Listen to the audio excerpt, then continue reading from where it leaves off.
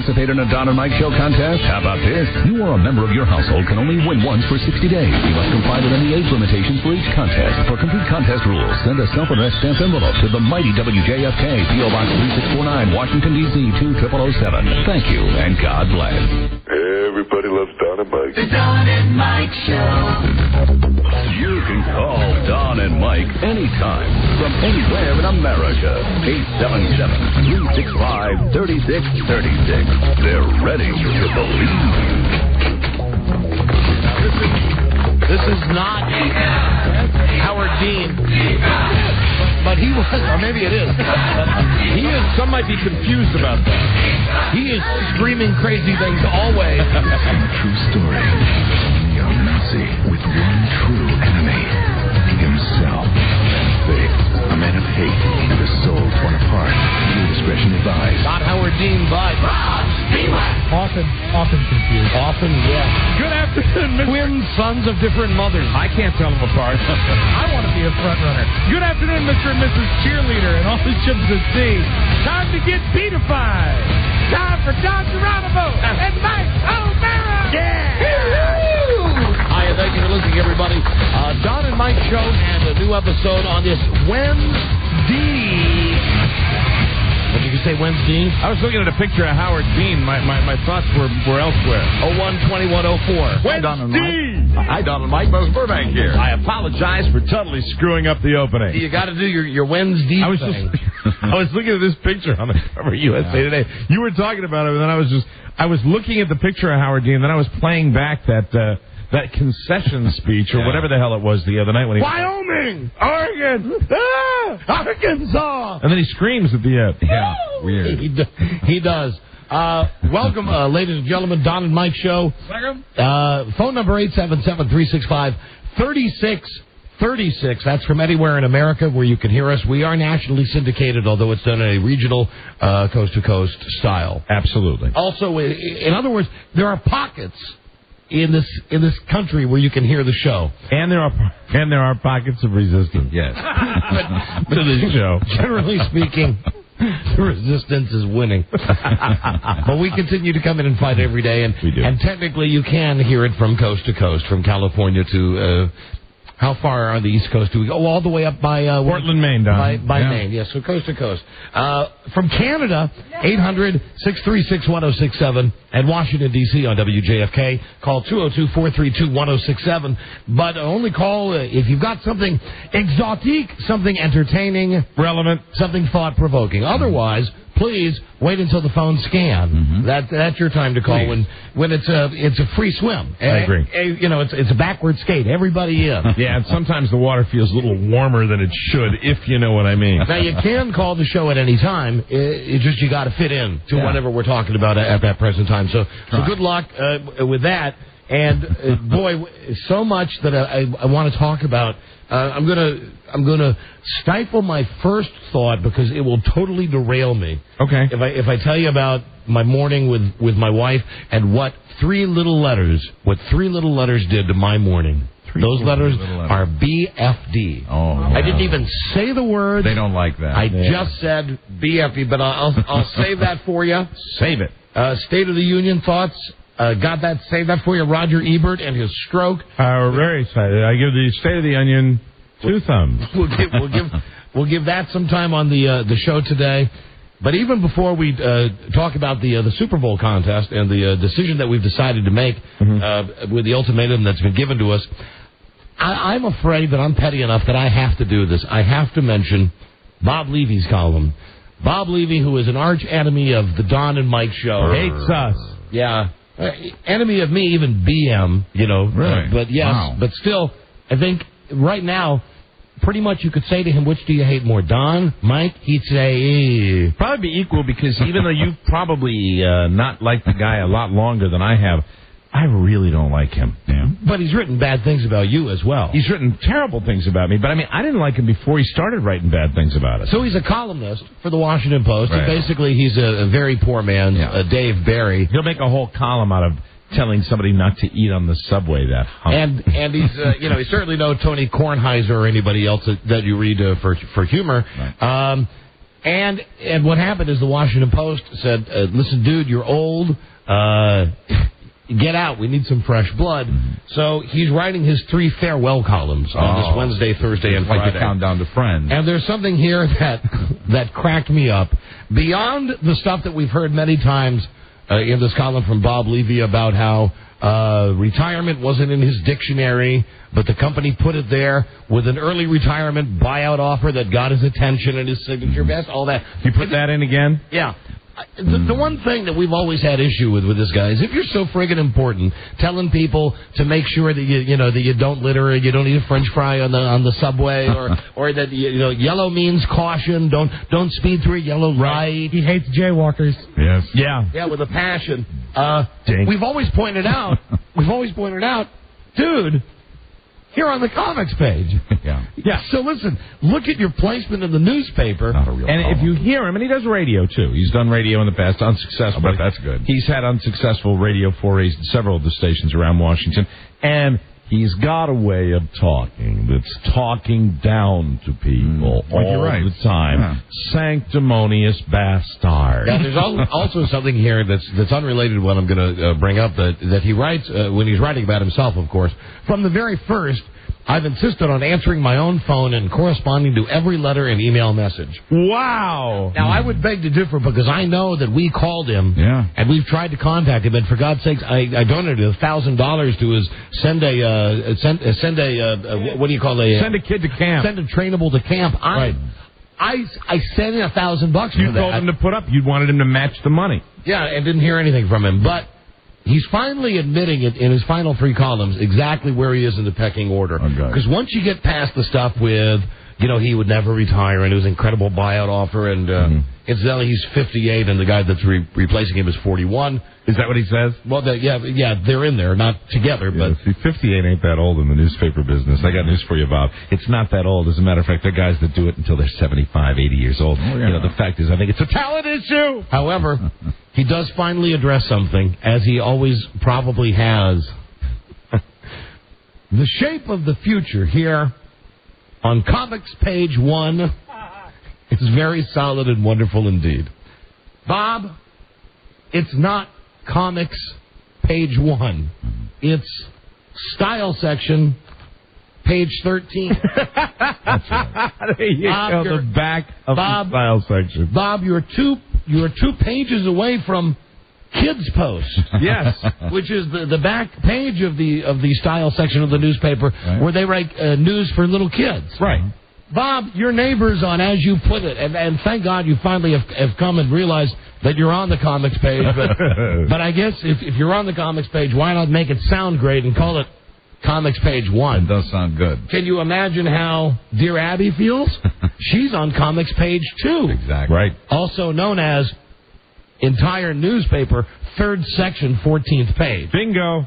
And imagine about today's horoscope. Bob Levy. Well, today's horoscope is 2 pages back from that. Yeah. But Bob refers to it as the future here on Comics Page 1. It's like there are 20 pages of comics. There's 3, and I know that his neighbors will miss him in his column. Oh, yeah. Kathy, Classic Peanuts, Garfield, Mark Trail, Dennis the Menace, The Family Circus, and Boondocks. Yeah, what a shame. Yeah. And Bob, no matter what you think you might call the Comics Page 1, I want to tell you, as I look at this, I have to say that Comics Page 3, also known as Style Section Page 15, has some pretty strong company there. You've got Blondie. Yeah. You've got BC. You've got Broomhilda. Right. Beetle Bailey. The Amazing Spider-Man. And Hagar the Horrible. That's a strong comics page right there. Sure, and I'm not even a big comic reader, but that's a strong page. I've heard of all those. In my mind, you could take 3 and 1, and they're interchangeable. Mm-hmm. The quality of the comics on page on page C15 is equal to the comics on page C13. But I'll tell you, he has provided a service, and we say a lot of bad things about Bob Levy, but I'm going to say this now, and I just want to be fair to him, and I want to say on Comics Page 1. On Comics Page 1. Bob Levy has provided a vital service to all of the cartoonists that syndicate across this great land of ours. He has actually made even a mediocre comic look funny next to his column. And you need look no further than something called On the Fast Track. Just, if you get a chance, go to the newspaper. Mm-hmm. Not one of the funnier cartoon strips. No. For whatever reason, it gets good placement. It's like one of those shows on You put it next to Levy, though, and I'm laughing. It's like one of those shows the Thursday night at 8:30. Exactly. That's what it is. Put anything on after Friends. Mm-hmm. How you doing? You put anything on after Friends, it gets big ratings. Sure. So anyway, Bob Levy, and he writes in this column, of course, about this send a trainable to camp, right, and the hospital thing.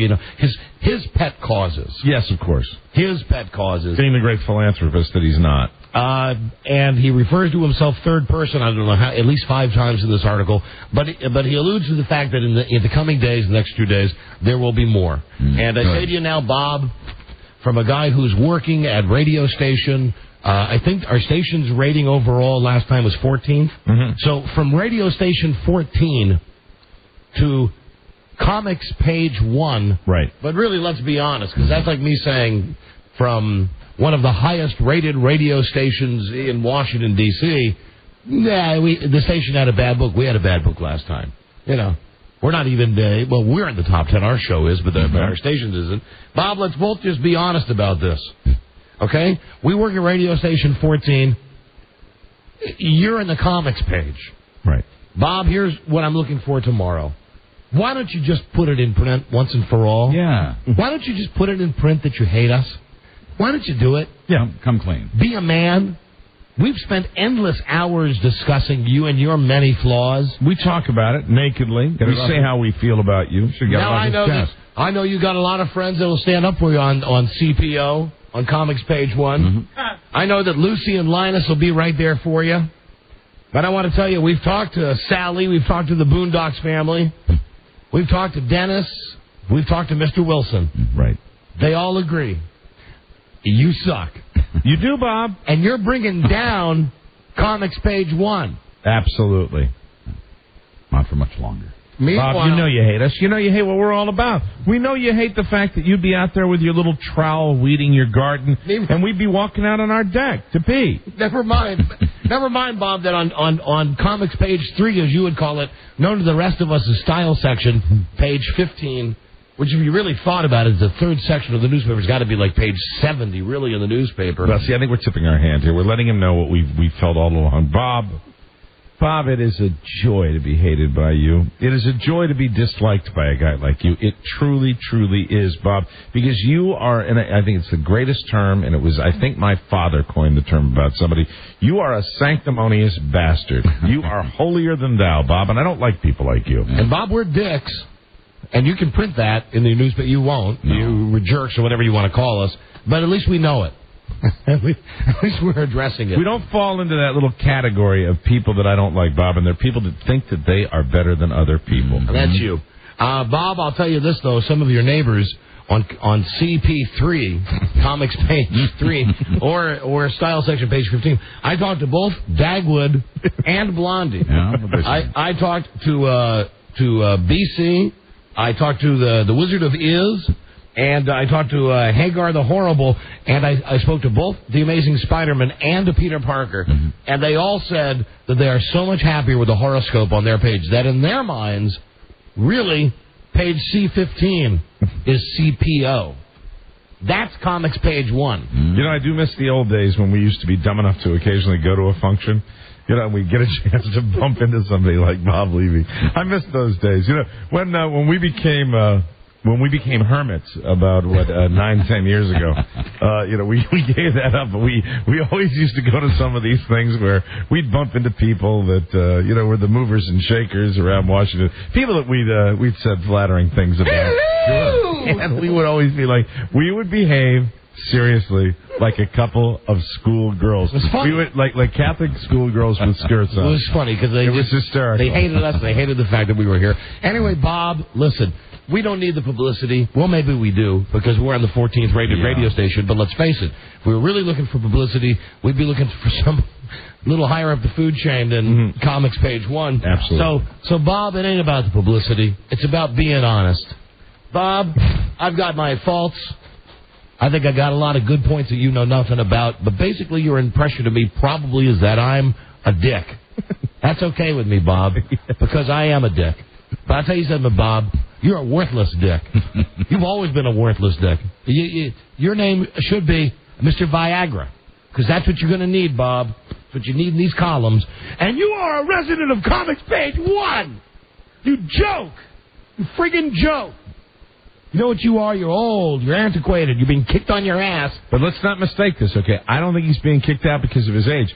He's being kicked out because they want something entertaining in there. Right. I look forward to the new guy that's going to come in there. Yeah. So, Bob, on Comics Page 1, which will always be funny, Bob,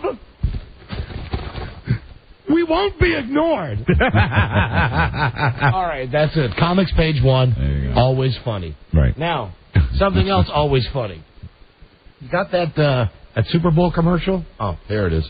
Told you yesterday, ran into a slight problem with the NFL about... Listen to the Don and Mike Show for your chance to win a trip for two to Super Bowl XXXVIII, courtesy of AOL for broadband. With AOL Top Speed, making your web pages load up to 2 times faster. It's a good commercial. It's only on the Don and Mike Show. That's a real... The Don and Mike Show. That's a good commercial for a good prize, a trip to the Super Bowl. Now, we had originally planned to have what we thought was a very... innocent comedy, at least that word loosely, premise, that we were going to have girls come down and perform, but not like when we've had our freak shows. Girls with real talent. Real talent. I mean, who doesn't like watching American Idol? And you sit through all the bad ones, but there is something about hearing somebody who has a decent voice.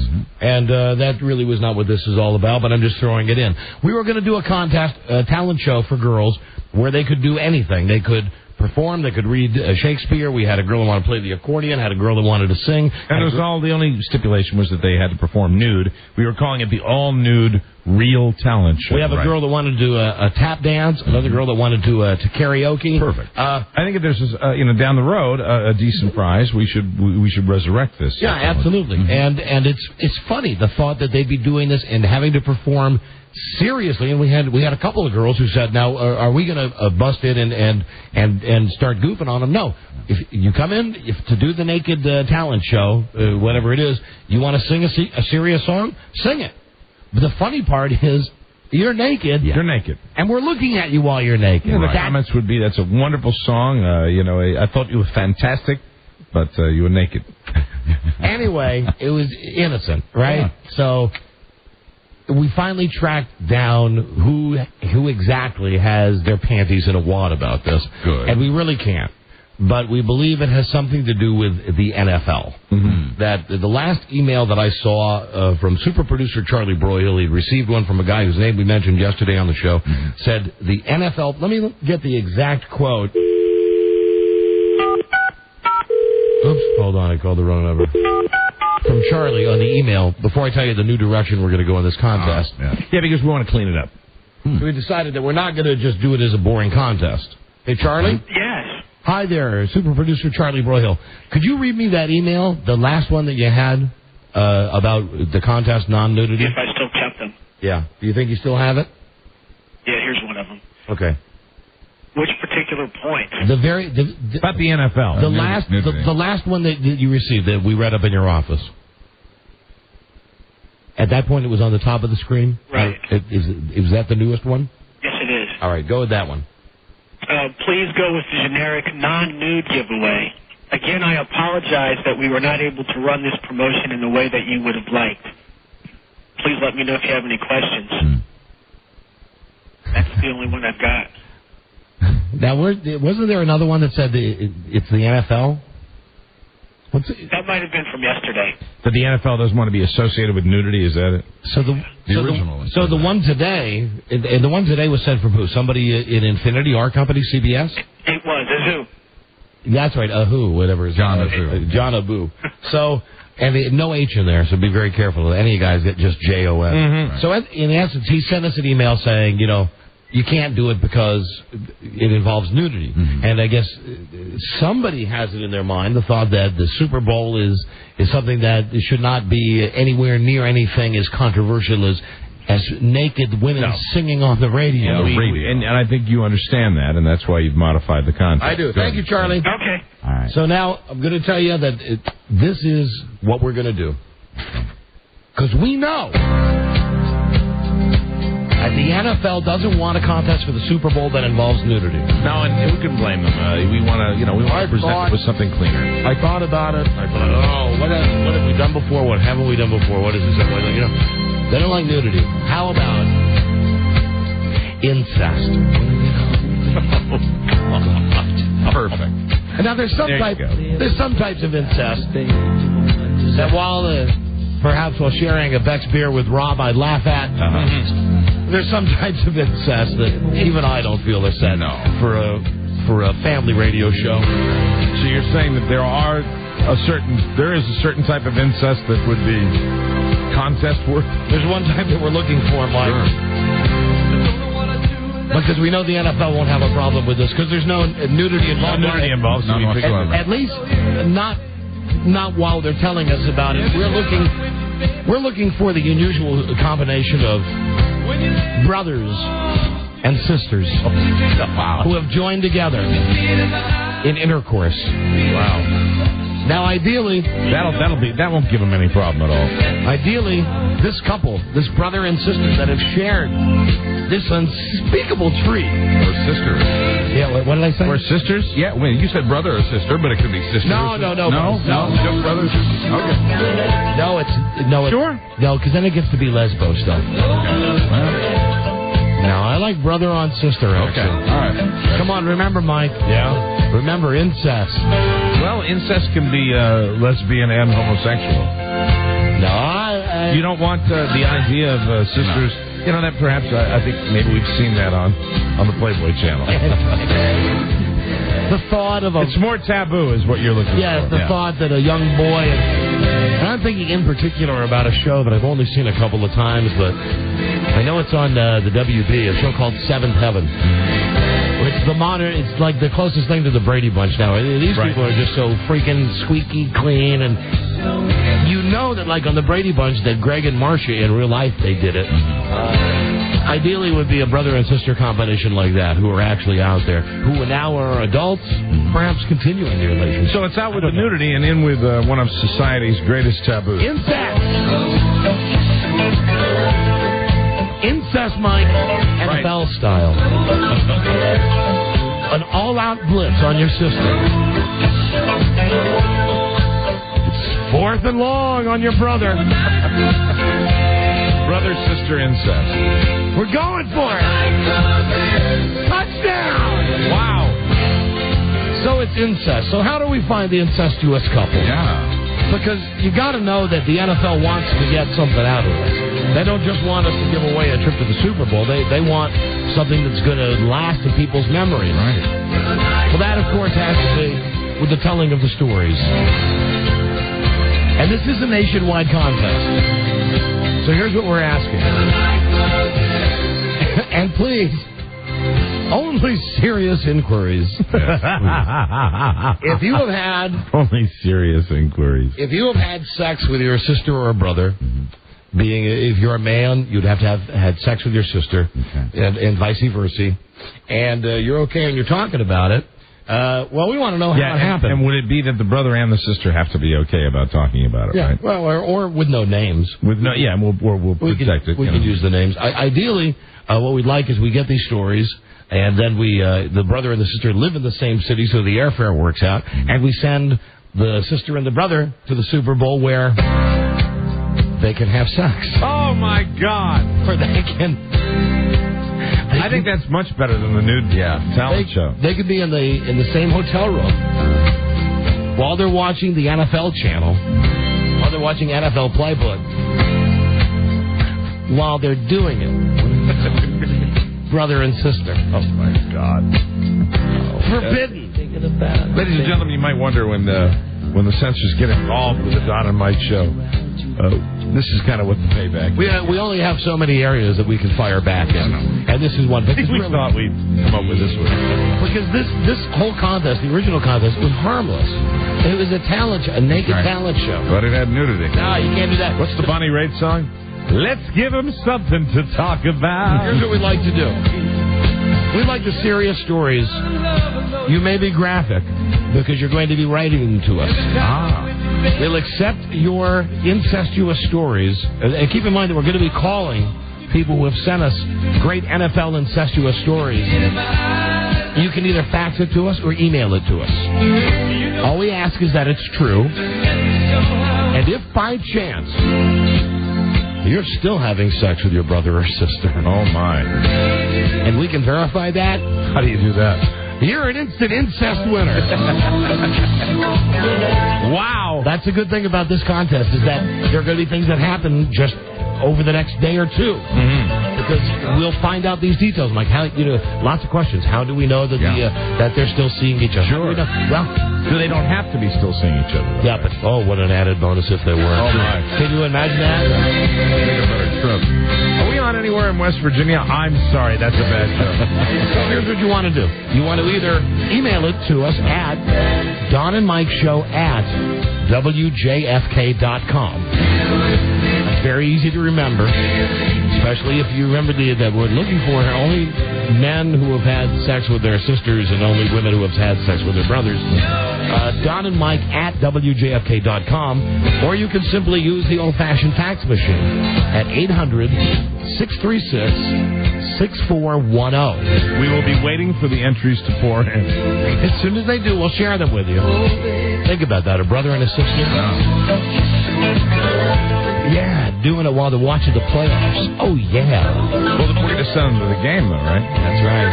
We didn't... They vetoed our needed talent show. So we thought we'd clean it up. Brothers, sisters, fornicating! As you bask in the glow of the red, white, and blue neon NFL logo. That's right, do it for Tom Brady. And Rob, no. Oral don't count. Eating ain't cheating. Wow. We're talking, as they say on the football shows, penetration. Wow. Oral doesn't count. Handies don't count. Third base doesn't count. Wow. Straight on, man on woman, sister on brother. The taboo contest. The incest contest. The NFL incest contest. Thank God the nudity's So gone. Yeah, really, we cleaned it up, boss. The email is DonandMikeShow@WJFK.com. Or fax us at 800-636-6410. Now, kids, serious inquiries only. I will tell you that we have got a quick turnaround on this because we're giving away, it says right here, must be given away on Thursday, January 22. That means we have to give this trip away tomorrow. Right. That means if you banged your brother or your sister, and thank goodness that's okay. That you know what? We just won't tell the NFL that when you had incestual sex that you were naked. Right. We'll tell them. Yeah, maybe you were clothed in some way. Maybe you just unzipped your fly. Because they don't want to be associated with nudity. And maybe you just lifted your dress. Exactly. But either way, get us those letters right now. We'll start reading them. I imagine we'll get some that are BS and some that are real. Yes. And then once we get to the ones that are real, we'll have our finalists. And anyway, some incestuous brother and sister will be going to the Super Bowl courtesy of AOL. And I'm sure they're very happy now. I would like to point out, for the record, that there is no nudity that's going to be involved in this contest. No, it's just sharing tales.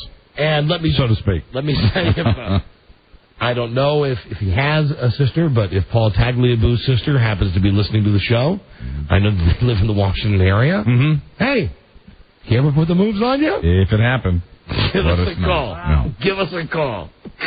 So there you go. I think they're going to be very. I'm glad that you didn't just make a simple, boring contest. That you decided to go with something quite the opposite. Yeah, no. It's come on. Listen, why gyp you guys out of a trip to the Super Bowl and a good contest? Why gyp you perverts out of a trip to the Super Bowl? Hello, Don and Mike show. Hey. Hi, Jessica. Hi. Hi. Does it count if your brother was getting his jerk on while he thought you were sleeping in the room? No, honey, no. Again, no, I'm sorry. Yeah, we're starting to stir them up, though. Sorry, thank you, though. Interesting story, nevertheless. Yes, fascinating. Goodbye, but no petting. We've got somebody excited. No oral. Kissing is fine as long as kissing leads to intercourse. But that's what we're finally looking for. Right. Is the demon seed and anyway it's Don and Mike Show at WJFK.com and the fax number is 800-636-6410. Serious inquiries. And Robbie, if you could find it when the entries start coming in, we start reading them. I'd like to get some of that NFL Films music. Very good. Some of that. I'm sure the NFL's very happy they got involved in our first contest. Yeah. They've got to be relieved the nudity's gone. Yeah, something like this. Right, exactly. It was a cold night. Frozen lawn. Here's another good one. On a cold day in November. Johnny said to Billy, "Hey, look, my genitals are different than yours." Suddenly, things took over, and they became one. Dear Penthouse. Well, you get the idea. You got to do the legwork on this now, and again, serious inquiries only for our NFL incest contest. Brothers and sisters, because remember, let's say that again now, there is no nudity involved in this contest, right? Because you know what we are, Mike? We are company guys. We are company guys, and this isn't going to cause any problems. I could only feel better about myself if our show was on Comics Page 1. There you go. CPO. Thank you, Bob. We got a break. We'll be right back, everybody. This is the Don and Mike Show. You're on the air. Hello? Hello? Oh, wait. Yeah, I got a little bit. Yes, go ahead. Okay, yeah. Oh, I'm sorry. Turn that radio down. How many years have you been listening? Oh, about 6 months. Oh, wait. Oh, wow.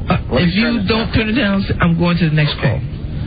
But anyway, what is your I just want to talk about the position in the White House staff that's above Condoleezza Rice that you were mentioning. Right. I couldn't think of the name, and it was coming off the top of my head, but it was newly created under this administration. Yes, his name is Don Geronimo, and he's above the National Security Advisor. So he's the go-between. And his claim to fame is that he has big hairy balls, actually, and he tickles Mike O'Mara's taint on occasion. Well, let me tell you that. Since you know all that, maybe that's where you should stick. And I think I've heard your voice before, and that's how you smell. How often do you fart? And as you see, people get ignorant by the call. The Don and Mike Show.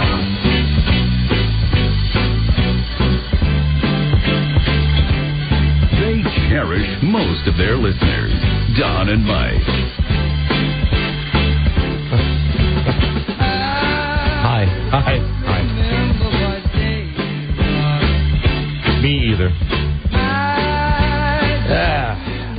Another day, another adventure. I don't know what to do right now. Right now, I am really at the crossroads. Wow. This is the moment. Of course, Alan, the general manager, doesn't want the contest. Right, of course. Because they're a big client. And never mind that nobody ever asked us from day one with this contest, what are you going to do? Mm-hmm. It was just go ahead and do your magic. You know what they want? They want nice, crazy, funny magic. Everybody wants outrageous. We came up with a nice, safe idea that you turned down. Mm-hmm. So then Alan comes in. We wanted to stir the pot, and we did. And now there's some internal discussion in here as to what we should do next. Mm-hmm. So we're sort of thinking on the fly. We happen to be on the air, too. Yeah. I don't know. I just said to Mike, I'm just going to say what I said to you off the air. Okay. I mean, if that's all right. That I think we should, even if Alan takes away the Super Bowl contest, once again, we're just bending over when we know that there are plenty more awful things that go on in this company with radio shows. And I'm not going to get back in that whole thing about how come so-and-so gets to do what and we don't get to do what. Right. I picked incest for a reason. We normally wouldn't do anything on this show that has to do with incest. No. Exactly. It was to make a statement to them saying, listen, you're gonna screw with our contest one day before the contest when we've given you all the advertising. Okay, how do you like incest? So now they take away the Super Bowl trip, or at least that's what Alan is threatening to do, to take it away. Mm-hmm. So then I said to Mike, well, screw it, we still do the incest contest. We'll just give away $100. And then Mike said, I have alimony payments to make. And I understand where you're coming from. Well, and it's also my own thing. I know why you did it. And when you were talking to me about it before, you did it to make the statement. It was our way. I mean, that's exactly what it was. And I know that you're uncomfortable with stuff. With incest? Yeah. I'm crazy that way. But you know what? I really think we did it to make the statement. I agree with you as far as the situation we're in. When they start dictating Which is content, exactly what you did was to say, oh, you don't want us to do this nice innocent thing. You come in with this thing that would, that reminds me of other things. And it's like, I don't know. Is it, you said you're at a crossroads. It's insane. My thought is that we still do the contest, the incest contest. That we still do it. It's kind of like a pissing contest, is what it is. What it's turning into. It's kind of like a pissing contest. Otherwise, like we have countless times together. How many? Well, I mean, I'm not disagreeing with the idea about content. Do we have to turn around and say, okay, you guys are right. We'll do it your way? Well, see, this is not a case like that. That they are not right for dictating content. And we had a contest that would have been funny, that would have been, interesting, and it would have been what we do. It would have been one of the things that we do. And now, and then we went, you came up to stir the pot with something that is something we don't do. And you know what? It's such a catch-22. It's such a difficult situation. Well, when I said I'm at a crossroads, what I meant was I'm just not going to take it anymore. Right. I'm really just not this crap. Go ahead, take the contest away. Take the prize away.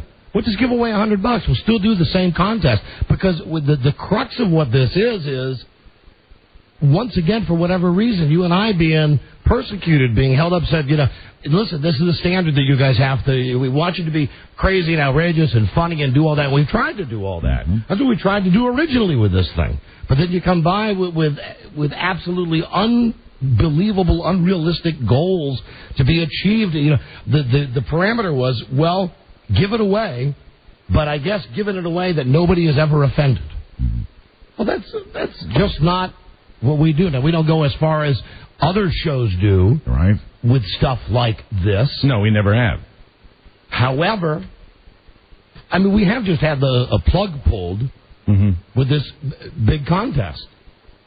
Jesus Christ. And, if they would have just come to us in the beginning and said, it's a trip to the Super Bowl. Yeah, it's a question of laying out the parameters before, and what has been the history at this radio station for a very long time is they don't do that. What they do is they wait until, and there's not the foresight to say, do this this way, because otherwise we would know where we stand. They wait till something is already on the air, and then they react to it. So, rather than waste your collective time listening to this, I guess we'll have to find out if we still have the trip to give away. That would be the first thing. And I imagine that they would say, no, you can't because of the content. And, then we're back to how do you make that good? How do you make that entertaining for the people who get in their cars now and don't want to hear us bitching, just want to hear us being funny? Well, it's difficult when they put us in situations like this, and that's exactly what they did. Because they do it all the freaking time. They really do. And Alan, you're a dick. You're really just a dick. And I thought that we had come to some type of working relationship, understanding with things. I sought that guy out last night during the show. I think the issue is what we wanted was somebody to back us up on the original contest, which we had already laid out, which was innocent. Was innocent, and that's what we wanted. And I didn't hear anything about that happening, and I don't think it did happen. You could tell me better than I would know myself. No, whether that happened. Someone is in CYA mode, and we're not exactly sure who it is. But God, what a crazy! But in all seriousness, and I will tell you, since we've just spilled onto the air and what you were saying, it's not about alimony payments for me. It's about when you came in with the idea of doing what you were going to do. I know why you were doing it. When it gets beyond that, then, you know... Yeah, but then we've lost. Lost. I don't know. I don't look at it that way. Then we've lost. I don't necessarily look at it that way. Well, I do. I do after so long of things going that way around here. That your bottom line is you don't want to get fired. No. Okay, I promise you we're not going to get fired. No, that's not my bottom line. If it was that simple... What's the bottom line, then? No, the bottom line is a philosophical difference on that kind of crap on the air, which we've never done. We don't need to do Which that. we were only going to do one time to be funny. Right, you were doing it. You were doing it for the purpose, and now we're going to fight about it. But now it becomes even funnier if we still do the contest. Mm-hmm. Even if we just give away $100. Right. It's one break on a show. We have how many breaks a day? 8 breaks I just hate it when we get into a situation where we get backed into a corner. I hate it. Mm-hmm. I hate it when we get backed into a corner. And the only way to fight, you fight back when you get backed into a corner. We've done it all along. But, you know. So let's keep it going. Let's keep it going. Come on, Mike. Come on, please. I don't think this. I think this is a situation that has to be talked about with you know. I want everybody. I want to get some satisfaction out of this. We're not. We never do. Who are we going to get satisfaction from? I don't want to be put in the position that I'm being put in right now, because we don't discuss stuff like this. You wanted to bring it out on the air, and because I couldn't come on the air right now at this very moment. I mean, it's difficult because it's the same way that stuff is handled all the time around here, and it's just not a very decently run situation. Right, it's very, very frustrating. So we got screwed again by these same people. So let's have a little fun with it. Let's have a little fun with it. Come on. Well, I don't know what you're asking me. I don't know what you're asking. You didn't want to still do the contest. As far as what, the incest thing? Yeah. You know, I mean, for $100, I don't know. I mean, it just. See, the best $100 we ever spent is $100 of self-esteem. Yeah. Now, see, this is why Yeah. Seriously, this is why I said to you, either we should go on the air and talk about this, or one of us should leave. Please don't cuss. Please don't cuss. Leave? If you don't feel comfortable, then yeah, you should leave. I'm not doing this to be your enemy. If it's me, I didn't think I was the enemy in this, you know. I think we should still do the contest just to stick it to Alan. Mm-hmm. Plus, I think it's interesting to listen to. This whole saga unfolding. Just one time, I'd like us to just do something where we're not walking out of, where you're going on strike, or you're not going to do this, we're not going to do this. Okay, fine, you take away the trip, that's fine. Take the trip and give it away, but we'll still do the stupid contest that up until 10 minutes ago was funny. But, I wanted to do it the way it was laid out before, and I don't understand where that came from and where the problems were. It came from Alan overreacting. Mm-hmm. I guarantee nobody's called him to say, don't do this contest. This is just Alan, the general manager, overreacting like he always does. Right. It's insane. It's always insane around here. Always nuts. He came in, I don't want to be on the air. I don't want to be on the air. Yeah, everybody's upset. Right. Everybody's uptight. Everybody's upset. Well, that's what's happening right now. I don't want you to be uptight. I want you to be upset. I don't want me to be uptight. I don't want me to be upset. Well, it takes, it's because this is happening on the air, and this is immediate. We were having the conversations with people right up until the time we went on the air. It's very, very, sometimes people ask me, what's the best part about doing the show? It's coming in and doing the show. What's the worst part? It's all the behind-the-scenes crap that we have to endure and put up with around here. Because they're saying to us, you got a job to do the job. We'll communicate more. And it's all about, we're in the communication business. I wish people would communicate more. And as I mentioned, I spent time with Alan yesterday during the show, during commercial break, rationally saying to him, what's the deal with this? We can't do the nude talent show. And his words to me were, I'll look into it. He said, you're right, that's wrong. And he said it again to us when he came in here today. I didn't understand. You know what that is? I'll tell you exactly what it is, Mike. I swear to Christ, I'll make it live.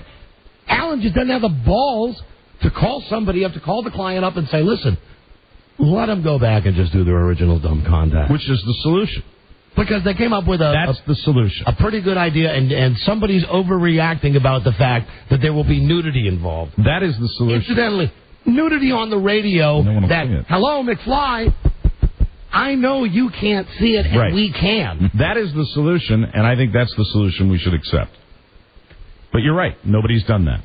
Did anybody come in and do that with you today? Did anybody say that No. call had been made? Did anybody go to bat for you on that? No, absolutely not. I understand why you did what you did. Which is why it became an incest issue. Right. And I know that's why you did it. Jesus Christ. I know that's why. It's sick. Yeah, I know it is. It's amazingly ridiculous what we have to go through to do an entertaining radio program. But now, come on. Now, this is funny, too. The whole thing is funny. This is funny, The whole thing is absurd. So please bear with me. Don't leave. I'm not leaving. I would never leave. I've been with you 19 years. Have I ever walked out? No, nor have I on you. If I walked out, you know what I succeed in doing? I'd succeed in making it much bigger than it actually is. And I'm not going to do that. But you know me. Then come on. It ain't about money. And I know your sensibilities. I know a lot of times you disagree with some of the topics that are brought up on the show and some of the things that I say on the show. As you disagree with some of my things. Yes, right. It's the way it works. I understand. But we both, agree with one thing. The bottom line is what should have happened here is somebody at some level of management in this company should have gone to whoever it is that has a problem with this and explained it. And said, this is what we do. So we should still do the incest contest, though. If you want to do the incest contest, I will sit over here and quietly tolerate it. Because I know why you're doing it. It would be a victory. And I know why you're doing it. I know you know. And you know what? That's the only reason, because you're making a statement. And on that level, I'm fine with it. Okay. And I'm fine with it. Because the alternative being is uncomfortable. me. The alternative is me. What am I going to walk out over that? No, because you're not doing it. Because listen, you're not doing it for the reasons that other people in this business do. I'll say exactly what you're thinking. You tell me if I'm wrong. Okay. Neither of us really thinks that there's anything. Well, on some level it is funny, but really, it's something we don't get into a lot on this show. We do the big lie, and even when we do the big lie, we say, no incest, no brothers and brother-in-law and sister-in-law stuff. But this was like saying, hey, you think this is bad? We'll show you something that's try this one on. Right. That's the whole reason for this. And the whole reason to continue now is that even if they take the Super Bowl trip away, well, we'll still do the contest. It's just a couple of days on the show when all we're doing is making a statement. And the only way of not doing that contest is if they were to come back to us and say, go back to your original. Absolutely. We got girls. We'd call the girls. This is one time we didn't even have to pimp for girls. We had like 5 girls call up and say, yes, I want to sing. I want to play the accordion. I want to tap dance. Right. In the nude to win a trip to the Super Bowl. But no, that was not okay. Really. And you make the statement, and then all of a sudden, the same reaction, but no help. Right. No help. It's just as usual. Just go in and make it happen, guys. Do anyone know how the NFL feels about pasties? Is there a policy?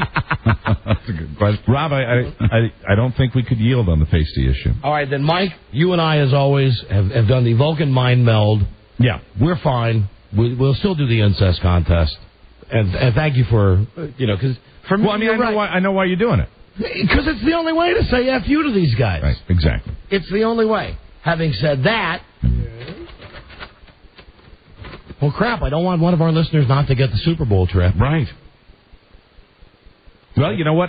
They got some decisions to make. They really do. To go to bat for this thing.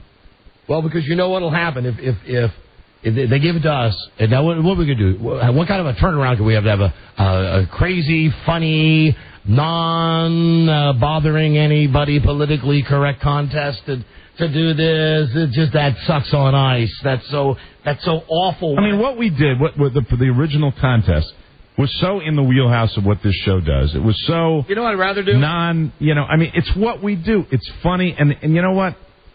It's ridiculous. I'd rather then give the trip away, but somehow, and this I don't know how we could do it. It would not necessarily be a listener of this show, but find someone who really does not care about the Super Bowl.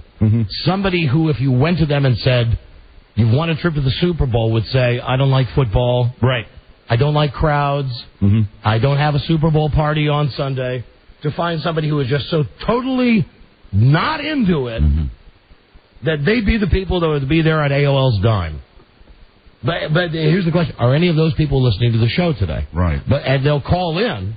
The people will call in. They'll call in to lie, just to say, listen, I hate football. Sure. Because they want to go to the Super Bowl. And You know, we'll figure this out during a break. But either way, we'll try to save this trip. Yeah, we're going to try to do that. To give it away to our listeners. And once again, even though it's going to fall on deaf ears, you know, there are people around here that could help us out in this situation. We could make this whole thing go away and smooth it out. And, you know, it's about goddamn time somebody do that. It would require a phone call that goes something like this. Hi, listen, these guys have worked here for over 12 years, and they know what they're doing. Trust me, there will be nothing you'll be offended with at the end of the day. Mm-hmm. If not, your money back. Thank you. Right. Goodbye. Mm-hmm. That's how you handle it. That's how you do biz. That's how you do it. So, anyway, incest contest. On. Brothers and sisters. On. Incest. Yes. And also the Super Bowl.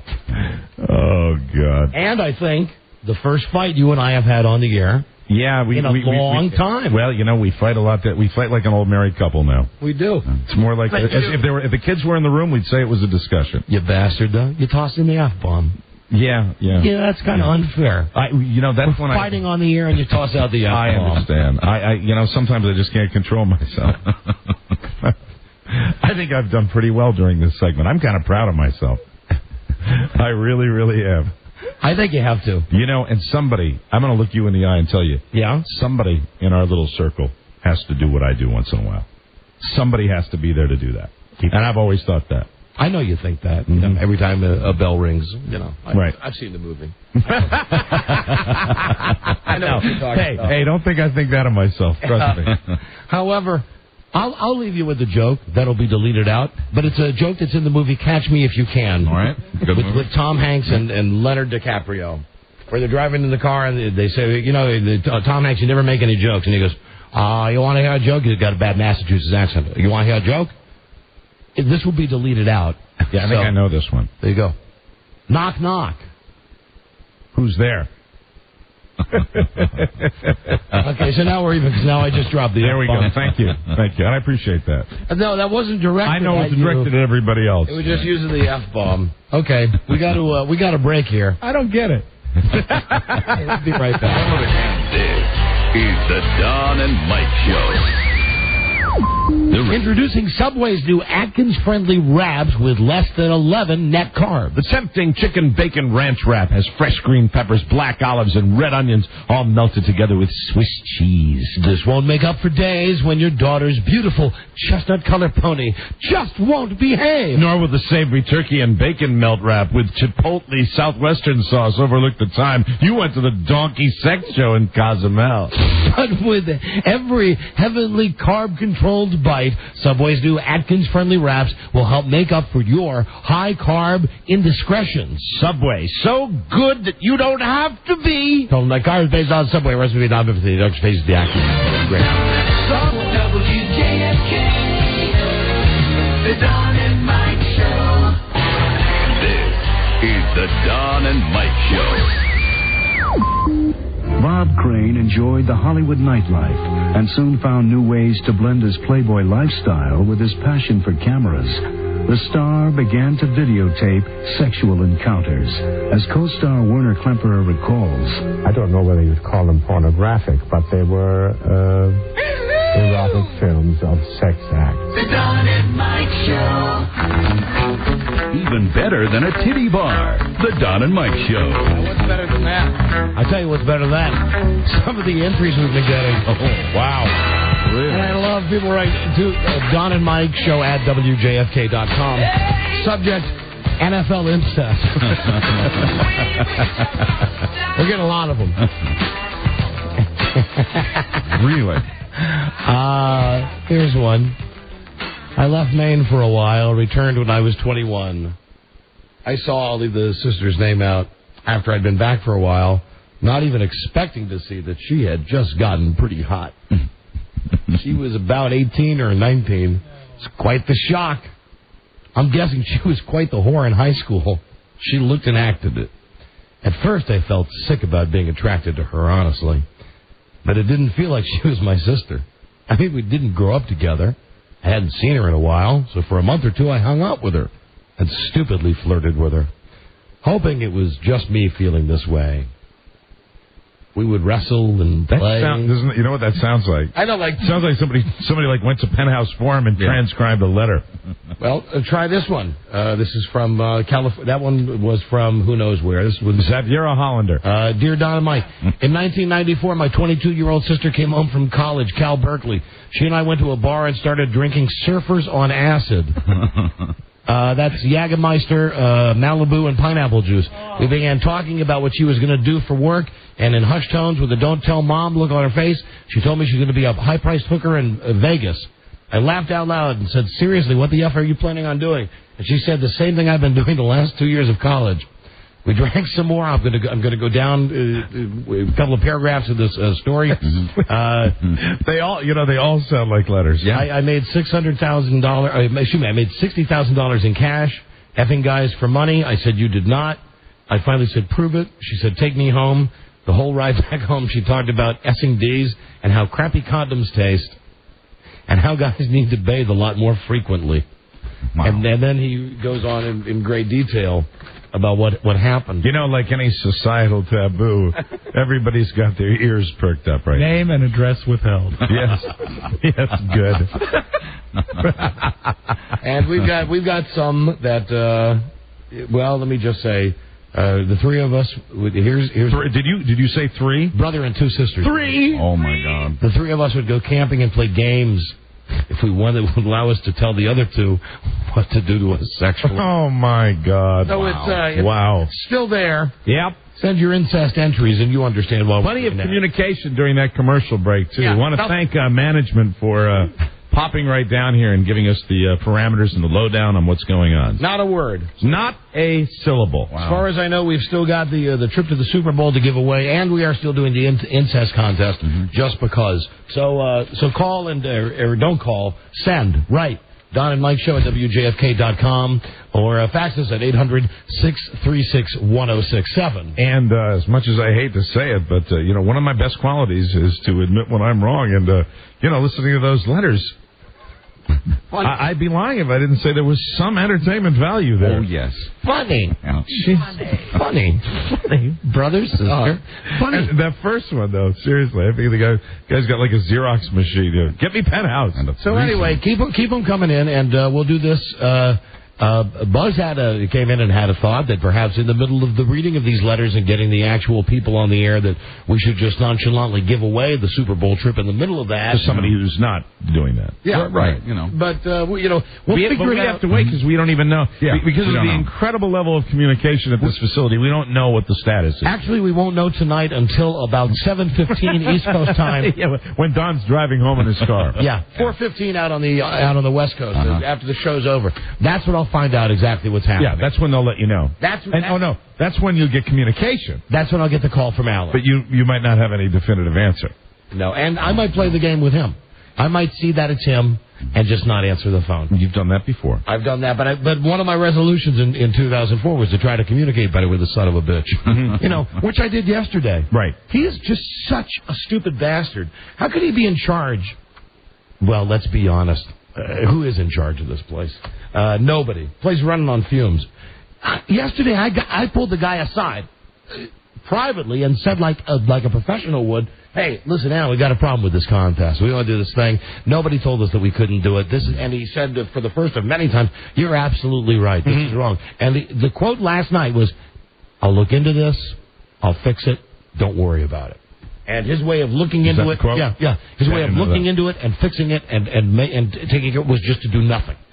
Just to do nothing except come in here with 1 minute left in our commercial break on a live radio show to say, you can't do it. You just can't do that contest.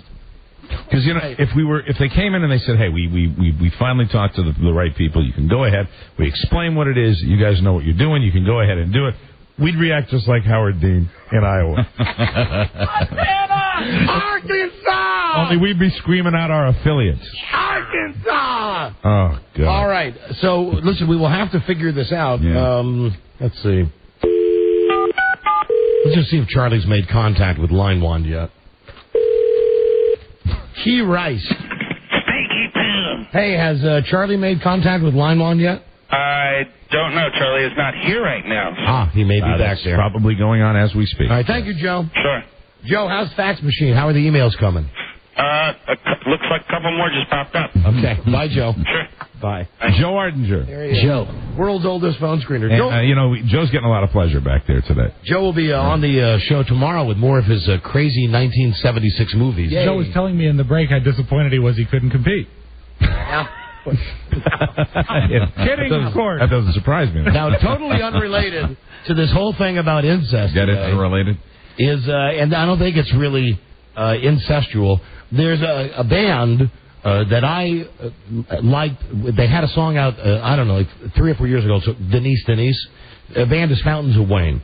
I turned Buzz on to this album like way back last August. Right. And as it turns out, they have a hit song that sounds something like The Cars. And the name of the song is I'm in Love with Stacy's Mom. Yeah.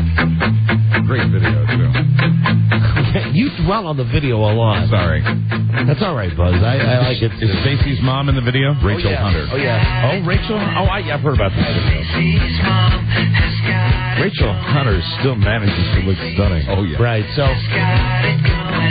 this is Fountains of Wayne. It's a little ahead of the curve on this one, I think. Way, yeah. This whole album is just so fantastic. It's so... I don't know one station that plays Fountains of Wayne. I really don't. Not even the top 40 station does. This is a great song, except it uses the S word. But this is a tight band. Hey, listen, key change here, the organ. Black wallet in my back pocket and a ticket and a I'm getting somewhere with this. Here we go. Home alive, I'm gonna get stuff. So anyway, they got an album that's chock full of great, really good songs, hook laden, but their big hit is this one. This Stacy's Mom has got something going. So we get a parody song to this in the mail today.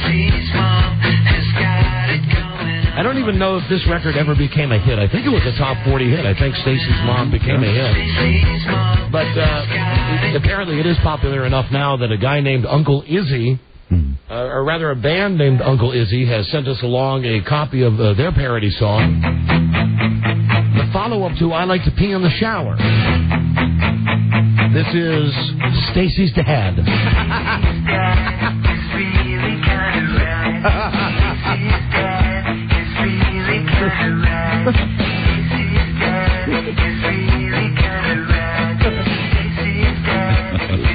Let's hear it when it gets to the chorus here.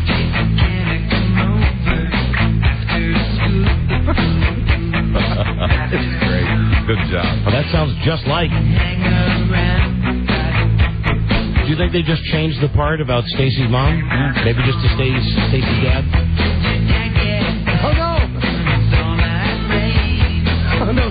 From his all-night rave.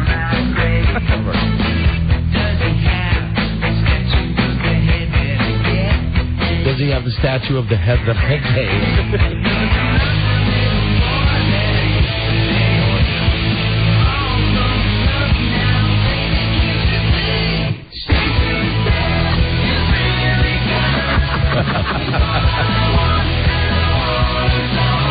Wow. Hey, I'm sure it's happened. That's funny. Now, here's the real one.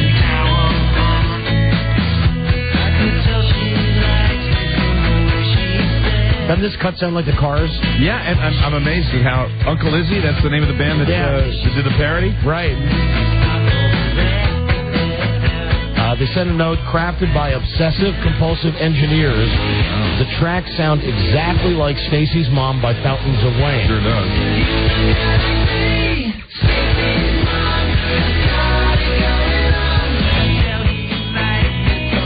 It's amazing. Yeah. Stacy's dad.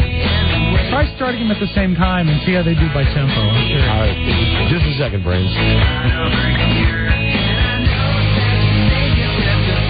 It's a fallacy. Since your mom walked out, your dad's been cruising guys like me. I want it so bad.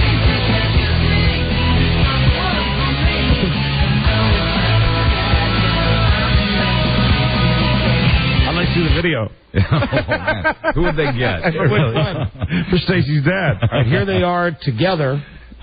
I'll hit both buttons at the same time. Little out of phase.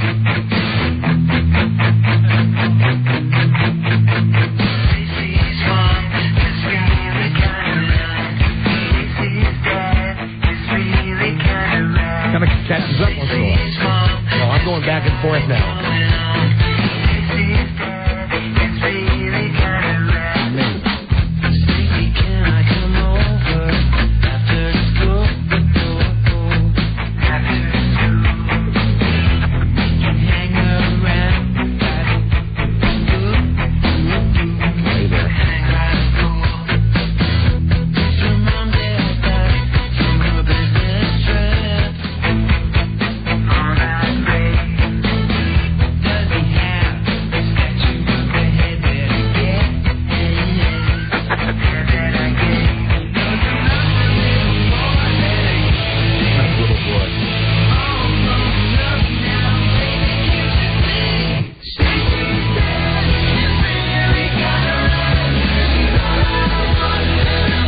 Mixing the two together, that's pretty good. That's pretty good. That's pretty funny. They did a great job. Anyway, that's UncleIzzy.com. That's pretty good stuff. I wonder if they've done any other parodies. Is the website. Hello, Don and Mike Show. Hey. Hey. I just want to let you guys know, you actually had the guy from Fountains of Wayne on a few years ago. His name's Adam Schlesinger. Was it one I liked? Did I mention Denise? The song Denise? I don't know if it was before that album or not, because he was the guy that wrote that Thing You Do for the Tom Hanks movie. That Thing You Do. Oh, he wrote that song by the Wonders? Really? Yeah. And you guys were trying your hardest to get him to say something about Tom Hanks. He just wouldn't do it. You were also giving him a hard time for not really coming out and saying, this is my record. You were real hot on that record at the time. All right, that's another hook-laden top 40 record. I love that record. All right. Right, so that's the dude. I'm telling you, here's an album. And you know me, I don't like a lot of records. Please press 1. It's a good one. For travel within the 50. You know how sometimes you get a CD and there's like 2 good cuts? Right. This one's got 2 that I don't like out of like 16. And do we sound like DJs or old men when we say records? Sound like what we are. 2 guys who think incest is funny. So, Mike, come on. Get your ass out of bed. Come on, now get your ass out of bed. I love my job. Already gone. We were all... Does this band really rock? Listen to this part right here.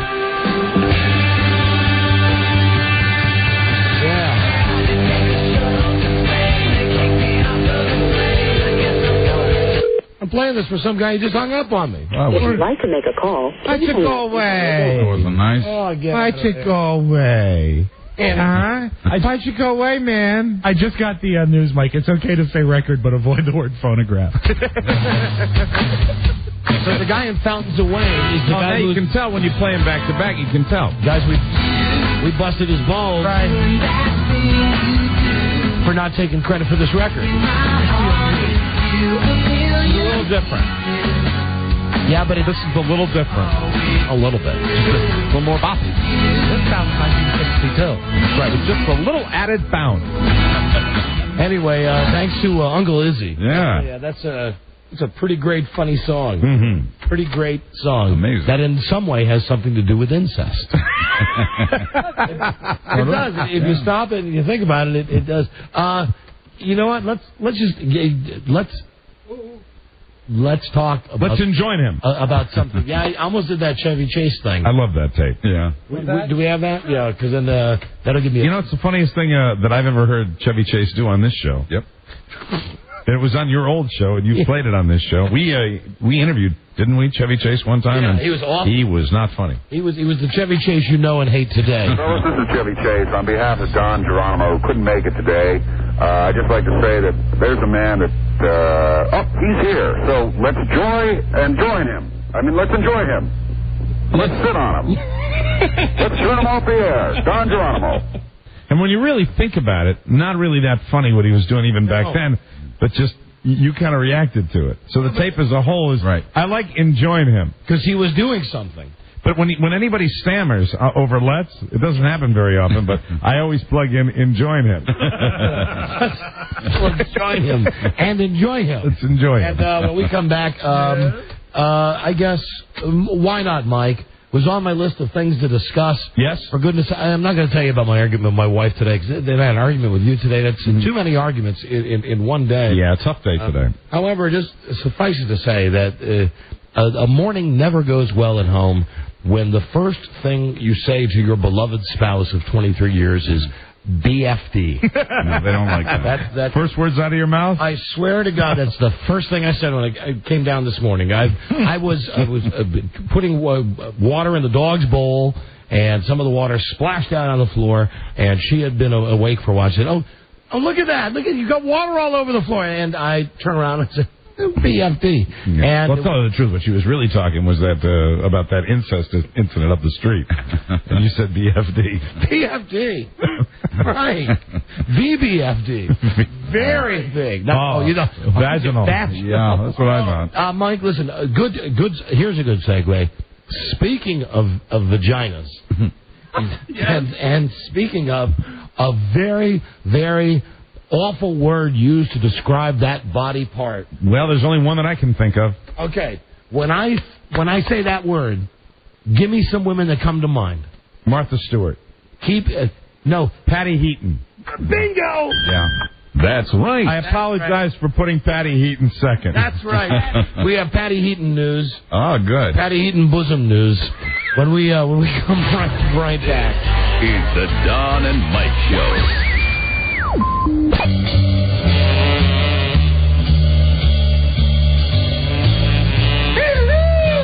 I reached for the thin fabric band that held the ballooning cups of her halter together, hooked my fingers over it, and tugged.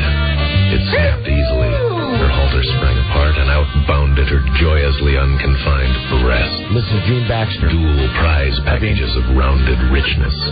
Twin curved cones of bouncing fun flesh. Matched mountains of youthful, tanned, quivering, exciting femininity. Titanic orbs of temptation. Happy hemispheres of lust. Jaunty, jiggling rotundities of passion.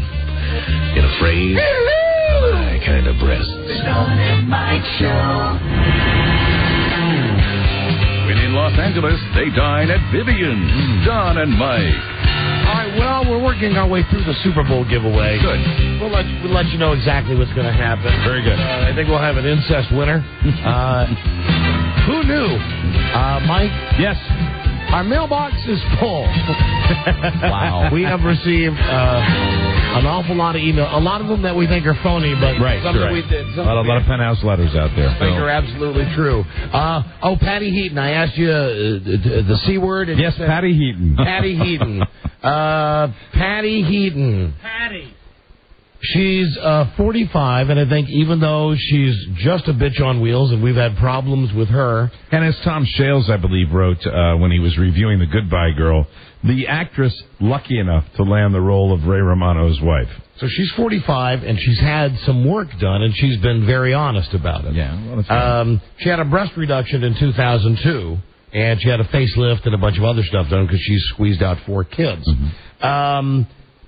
Now she wants to get a breast increase. She wants to augment. So after she's had them reduced, she wants to have them augmented? Yes. Patricia, Patty as we call her, thinks it is a good career move.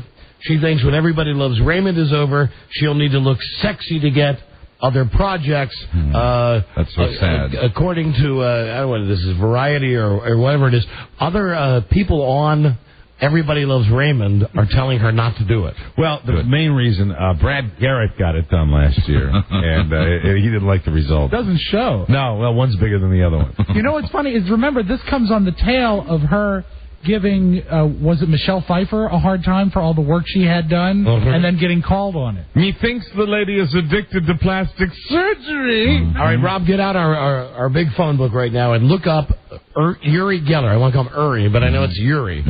Now we've had Uri Geller on the show many times. It got ugly with Uri, I believe, the last time. No, the last time was the makeup time. Oh, that's right, and it was the time before he was in the studio and he walked out. Right. Well, weren't we pissed off that he couldn't bend a spoon? He bend a spoon. Yeah. Come on, ask bend a spoon. Or he didn't even want it. It wasn't that he couldn't. He wouldn't even try. And we wanted him to do the spoon bending. What he said, he was coming in and his Carniac that day was going to make alarm clock stop with his mind. And then you whipped out a spoon, and he was not prepared. Yeah, he wasn't prepared. So we fought with him, but then we called him out of the blue one day about some unrelated story, and he was quite chatty. Well, we're gonna try to call Uri Geller again now. Oh, good. Because he is, not many celebrities, Mike, are coming forward to say that they think Michael Jackson is innocent. Right. Uri Geller says he's innocent, and he tricked Michael Jackson into coming clean on his relationship with children 3 years ago. He hypnotized him. Right. And he asked him if he had ever touched a young child or a person in a way that you shouldn't. And Michael Jackson said, I would never do that. I would never do that. Bye. Anyway, Grab it. You have, let me see, Michael Jackson says he wants to put his hands on the tapes that Uri Geller has and let his powers flow through them so that we can all hear Uri Geller hypnotizing Michael Jackson and asking him if he's ever been a kid toucher. So Michael Jackson is on board with this project? No, this is totally Uri Geller trying to get in the news. Oh, okay. Sadly, we were without Geller's number. Charlie and I have both checked. It must have been changed or something, but we no longer... Geller have like a project? Wasn't this going to be a special or something like that? Geller. Yeah. And Mike... His sister's pissed. Oh. Who's that? Sarah Michelle. We have to make a retraction yesterday. Yesterday we had you the story, we told you a story about Churchill's parrot. Winston Churchill. 104 Churchills? That, it's a boy's name on a girl parrot. The parrot's name is Charlie. Remember this? The Charlie thing yesterday? The Nazis. Right. Get to know Charlie. F. Hitler. So that's allegedly what Churchill's parrot says. Right. Is F. Hitler. 104 years old? And F. the Nazis. The story. Now, hold on. Feathers are flying. Because F. Hitler, F. the Nazis is the word in the repertoire of Charlie, the 104-year-old parrot that belonged to Winston Churchill. Its pet shop owner claims his father-in-law sold the bird to Winston Churchill in 1937 and took the bird back after Churchill died in 1965. So this is a fake bird? Well, no. Parrots are remarkably adept at mimicking sounds and voices. Again, quoting the magazine Jack, this magazine all about birds, all about self-pleasure. This British magazine. Guys who pleasure themselves to birds. Yeah, it's very, very specialized. Let's see. The Churchill family is now questioning the story, okay? Churchill's daughter, Lady Soams. Hello. Says, oh, here she is. Hello. Welcome, me lady. She says, I'm fed up with this story that my father taught it rude words. He only had an African gray parrot, and it certainly did not talk. So they're saying that this is not the Churchill parrot. Oh, so this is a completely fabricated story. But no, there is a parrot. That says that. That says F the Nazis and F Hitler. That's that old? But that's 104. But it's a macaw, and Churchill had a parrot, a gray parrot. Oh, all right. It's not Churchill. Not exactly Churchill. The same thing. If you were lucky enough to be in Park City, Utah, Monday night, maybe you're listening to us out in Salt Lake and you went to see the Snobs in Park City, maybe you went into the karaoke bar there, you would have seen Paris Hilton. Oh, really? Who was it's nice that she's back out. Singing karaoke. She sang Betty Davis Eyes. Oh, fantastic. That's a big one. That's a big popular one. And, Mike, lots of her friends were there. Naomi Watts. Heath Ledger. Okay. Laura Dern. And also Rick Salomon. Rick Salomon is the guy that's giving her the high hard one in the famous video. Wow. Right. And was he with her? No, he was just there. When this guy arrived and Paris Hilton is singing Betty Davis Eyes. So he walked in when she was singing it? Yeah, and then everybody's looking at him. He allegedly started laughing. And her new boyfriend is Nick Carter from the Backstreet Boys. Perfect.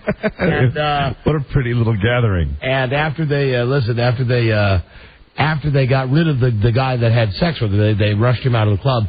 Then Nick Carter gets up on stage, and the song that they sang together was the Lionel Richie song, Hello, which they dedicated to Nicole Richie. She wasn't there.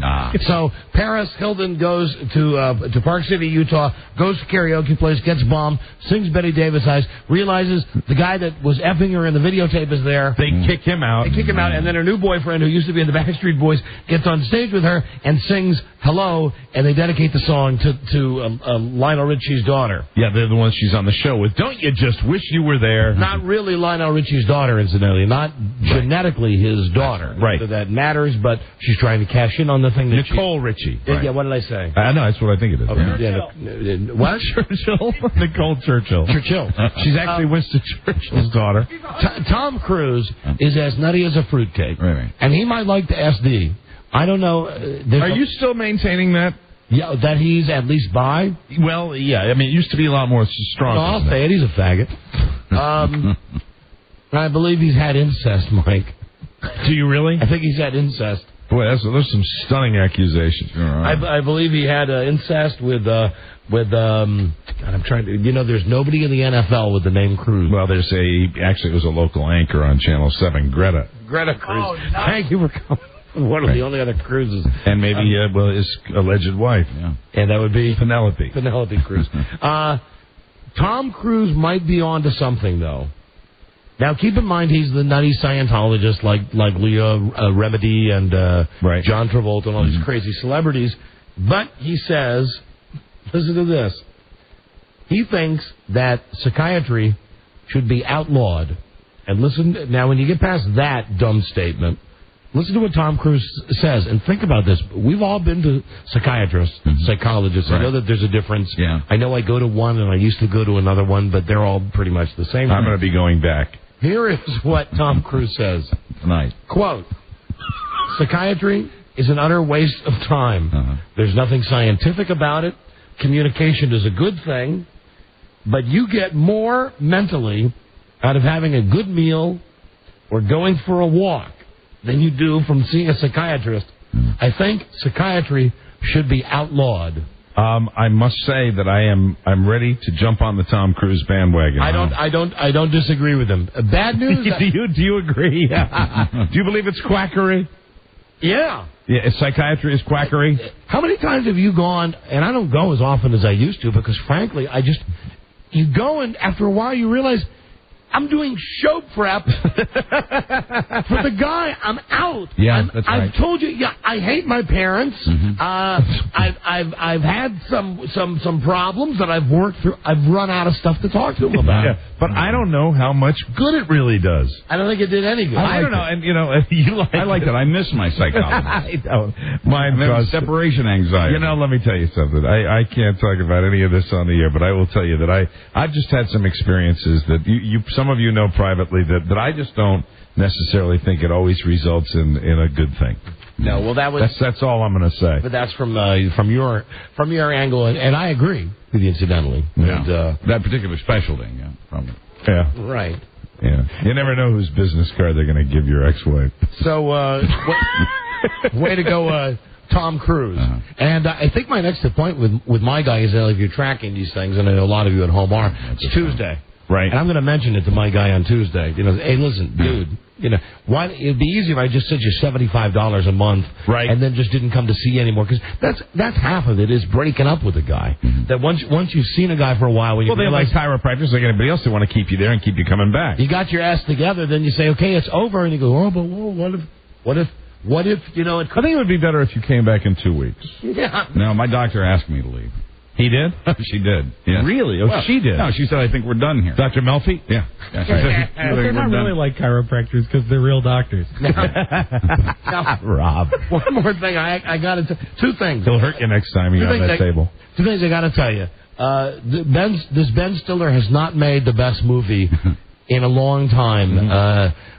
The Along Came Polly movie, while it was, I think, number one at the box office, right, Bud? Yeah, like 28, 29 million. So a lot of people who saw it have said, not funny. He did another movie before that was also... I'm amazed that you're not at least going to go see it. Go check it out because it's got Jennifer Aniston in it. Yeah, no. I saw her in Bruce Almighty. I've seen what she can do. So you're done with her? Yeah, I'm done with her, but I still like Ben Stiller, and I like the fact that they are going to do a sequel to Meet the Parents called Meet the Fockers, and they have cast as Ben Stiller's dad, Dustin Hoffman. Oh, now that's... Oh, yeah, that's good. I thought you were going to say Jerry Stiller, and I'm glad it's Dustin Hoffman. That's a great cast, because then it's Dustin Hoffman and Robert De Niro, Robert De Niro is going to meet Mr. So Robert De Niro's on board to be in the sequel. You bet. Well, he did the follow-up to Analyze This, so he'll do anything. Yeah, I would hope he's going to be there. I really would. Yeah. He's on board with it, so is everybody. Everybody from the original movie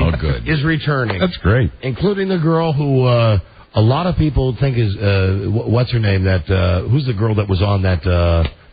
who's married to the guy from you're driving me crazy. Oh, yeah. Her. The X-Files guy is married. Oh, Jillian... Tia Leone. Tia Leone. She's not Tia Leone. She's Terry Polo. The girl people get them confused. Yeah, you mean Ben Stiller's love interest in Meet the Parents? Yeah. She's a hottie. Yeah.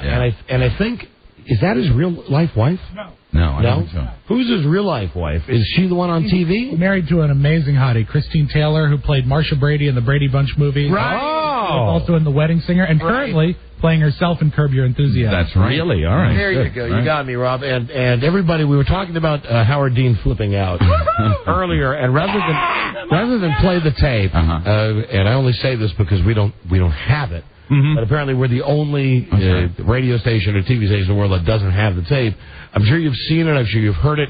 Scary. Howard Dean's out of his freaking mind. He's losing this Iowa caucus thing, and he starts firing up his troops by going through his speech. The thing everybody says is that he came out with this illusion of being all pumped up, excited, when in fact he was channeling his rage. Crazed. So he was screaming, and I'm not exaggerating when I say he was screaming, South Dakota! And the whole thing was rolling his sleeves up. I mean, it was frightening. It's like, what the hell is he doing? Is he going to deck Senator Harkin or what? Florida! And then at the end, it was this, like, primal... Yeah. So, a bunch of psychologists and psychotherapists have analyzed Howard Dean's behavior. Good, okay. Well, we've just dissed their profession, but let's see what they have to say. But we'll use them now for our purposes, because that is our want. Psychotherapist Lauren Howard says Howard Dean was not able to handle the adversity of the moment and overreacted. He was scary. He punched the air.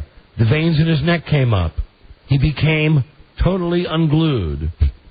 He's not a stupid man, and today he's doing damage control, saying he was trying to rally his supporters. You know, what's funny today is to hear him on the talk shows, and I was watching, I think, CNN, and they had him speaking to a group in New Hampshire, and he's trying to be Mr. Mello, but because of the other night, his voice is like this. He's like, I just think that the policies that are currently employed. Pretty funny. Here's Dr. Nafaldi Burrell, a forensic psychiatrist.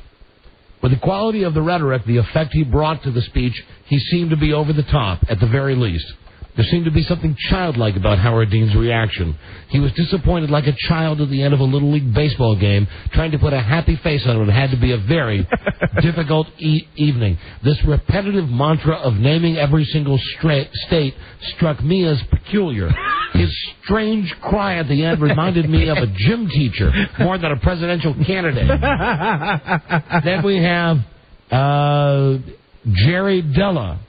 I would advise him to buy a half-hour on national TV and apologize. God. Even if his own fans seem baffled. Here's from chat boards at howarddean.com. Half the governor's coffee intake. Yesterday I was stunned. Today I am mad. Hey, Dean, settle down. Stop the bulging veins. Hey, Dean, get a grip. I'm embarrassed for you. Mount Howard erupts. That's a scary effing scene. Howard sounded exuberant last night. He loves a fight, and man, has he got range. He reminds me of Harry Truman. Well, that's one of his diehard supporters, I guess. Anyway, that's Howard Dean. So some was good and some was bad. Mostly bad. Boy, a bad week for the whole family. Oh, and we've got with Jimmy losing the sausage thing. We'll go to break with the tape. We only have time to play part of it because we have don't we have a scary, exciting interview coming up? Oh, yeah, we have a Looney schedule. Yeah, right, our wacky story file. Looney? I'll give you just a little bit of Howard Dean flipping out on stage. He's been compared to Elvis Costello, but I think Huey has a far more Because everybody's heard it so many times. In 87, Howard Dean. Huey released this. 4. Their most accomplished album. I think they're undisputed masterpieces. Rush Limbaugh, and Sean Hannity, and Fox News Channel, they played this to death. But they should, because it's not just about the pleasures of conformity and the importance of trends. It's also a personal statement about the band itself. Hey, Paul! Howard Dean.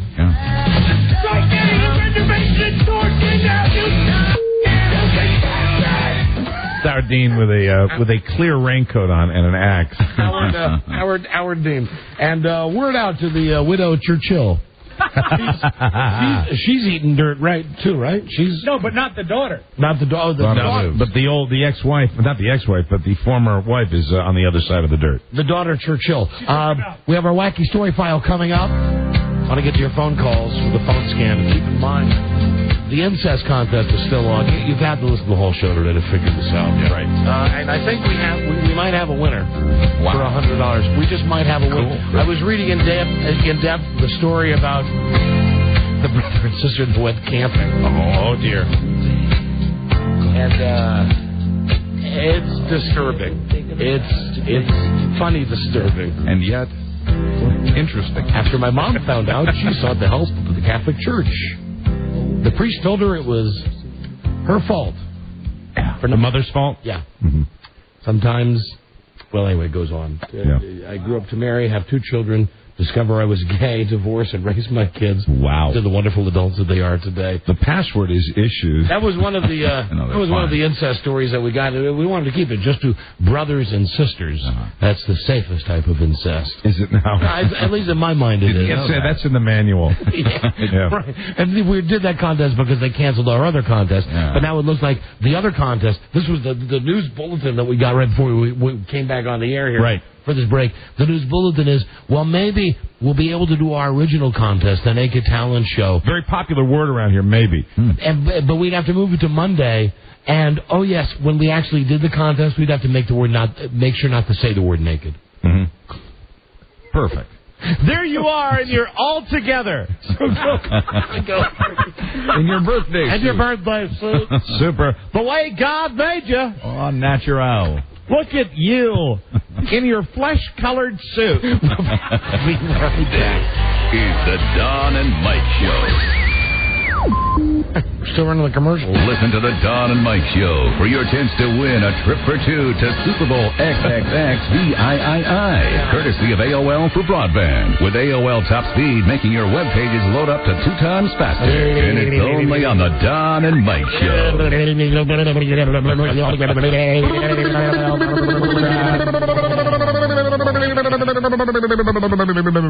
The genius leader walks past the window during the commercial break, and it just pantomimes.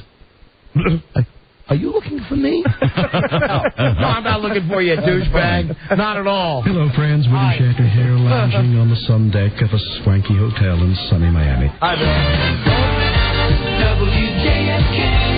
forgot something there. The Don and Mike Show. There you go. See, here's how it was all supposed to go. Hello, friends. William Shatner here, lounging on the sun deck of a swanky hotel in sunny Miami. Broadcasting from the zone of uncertainty. Yeah. The Don and Mike Show. Sure. No, that's Sherlock. Thank you, everybody that entered the incest contest, which happened because they kind of canceled the Super Bowl contest. Right. I think we've got a winner. We'll give away $100. Thank you for all of your wonderful essays that you've sent in today. I find the volume of submissions to be terrifying. We defined it to just brother and sister action. Not the whole thing, and a very specific action. And you know what? That's disturbing. Just intercourse. We've got lots of letters about oral, about digital manipulation. Yeah, it's a strange world out there. A lot of pressure in society nowadays. Heavy petting. Let's find out where we stand, though, on our Super Bowl trip. We'll call super producer Charlie Broyhill, who should have been in conference with Line Wand. Oh, hold on. He moved. I guess they disconnected Charlie's in-house number. And stand by for the wacky story file. We're on in Vermont, right? I think we're on in Burlington. Hey, God damn, that's annoying. I'm calling somebody in our own station.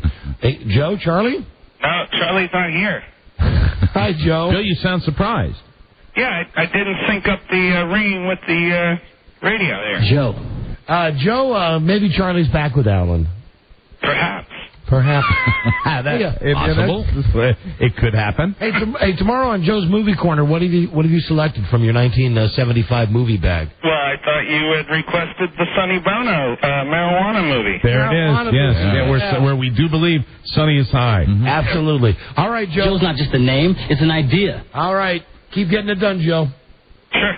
All right, bye. Bye. Sure. Joe's having a Wednesday. We're on in Vermont. Yeah. I think in one of these towns we have like 100 share or something. Was there some? It's amazing. Some ridiculous rating, really. 120 were off the charts, like my potassium. And how about How about this? It happens to be the state where that wigged out governor is from. Right, Howard Dean.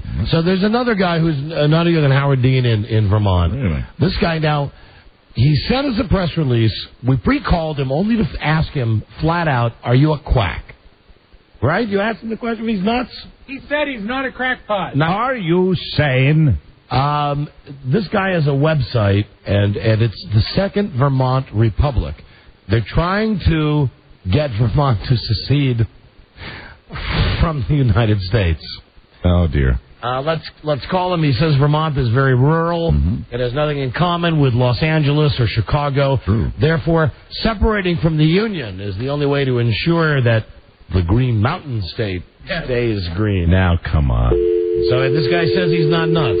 His name is Thomas. Is it Thomas Naylor? Yeah. Naylor? Naylor? Hardly knew her. All right, this guy's expecting our call so they won't delete it out. Right, he's ready for you. Hello? Yeah, hey, Tom, it's Don and Mike. Greetings from Vermont. Well, hello. Hello, how are you, sir? How are you? Frigid. Yeah, right. It is a frigid in Vermont, sir? It is indeed. How frigid is it in particular today? Around 0 today. Really, 0. But that's up from minus 15. Colder than a witch's teeth. Yeah. Sir, are you a crackpot? Am I a crackpot? Yes. Well, I've been accused of lots of things, so... Don't answer a question with a question. Are you a crackpot? You decide. No, give me an answer. This is like a self-evaluation. Are you a crackpot? No. You are not a crackpot. Excuse me, I got like Go ahead. Report. Do you live with your mom? No. All right. Okay. I taught economics at Duke University 30 years. Are you senile? Am I senile? Yes. Hopefully not. How old are you, sir? 67. Please don't answer a question with a question. Possibility. Have you ever had incestual sex? This has nothing to do with our interview with you, but it was a topic on the show today. He says never. He said never. Just out of curiosity, if you're about that age and you went to Duke, have you ever met Sonny Jurgensen? No, I taught at Duke for 30 years. I didn't go to Duke. Oh, did you ever teach Sonny Jurgensen? No. Oh. Please to describe in detail what you had for breakfast this morning. For breakfast this morning? Please do not repeat a question with a question. What did you have for breakfast, dude? Muesli. Of course, muesli. Sensible. Yeah, all right. Do they have breakfast of wackos? Do they have the umlaut on that? On the the double dots? Do they have that on the package of muesli? No. They do not. No. Sir, why should Vermont secede from the Union? Vermont seems fine exactly right where it is. If I was playing Hollywood Squares, Vermont would be upper right. Say, I'll take Vermont. From the upper right. I'll take Vermont to block. Vermont should split from the Union because basically it's a question of do you want to go down with the Titanic or do you want to have alternatives while you've still got options? And you're saying our view is that the U.S. has become essentially unsustainable, ungovernable, and unfixable. Well, have you ever thought that maybe you should go somewhere else rather than try to get the entire state of Vermont to secede? No, we're a democratic state, and we are trying to influence the opinion. This is a stab in the dark here. I'm just going to ask this question. Is there a chance that you're wearing a red and black flannel shirt with no pants right now? No, there's no chance. Okay, are you wearing any kind of flannel? What's that got to do with the Second Vermont Trust Republic? me, we've got a profile here, and it's a very important question. Are you a violent man, sir? Absolutely not. How would you feel if when Vermont secedes from the Union, if it does come to violence, how would you feel? Would you line up with a bayonet, with a gun, with a grenade? Well, no, I'm a completely non-violent person, and I think that the likelihood of that happening is fairly remote because then how are you going to a threat to no one? We have no strategic resources, no military bases. We have no big cities. Right, you're useless, just like Rhode Island. But you don't hear Rhode Island bitching about it.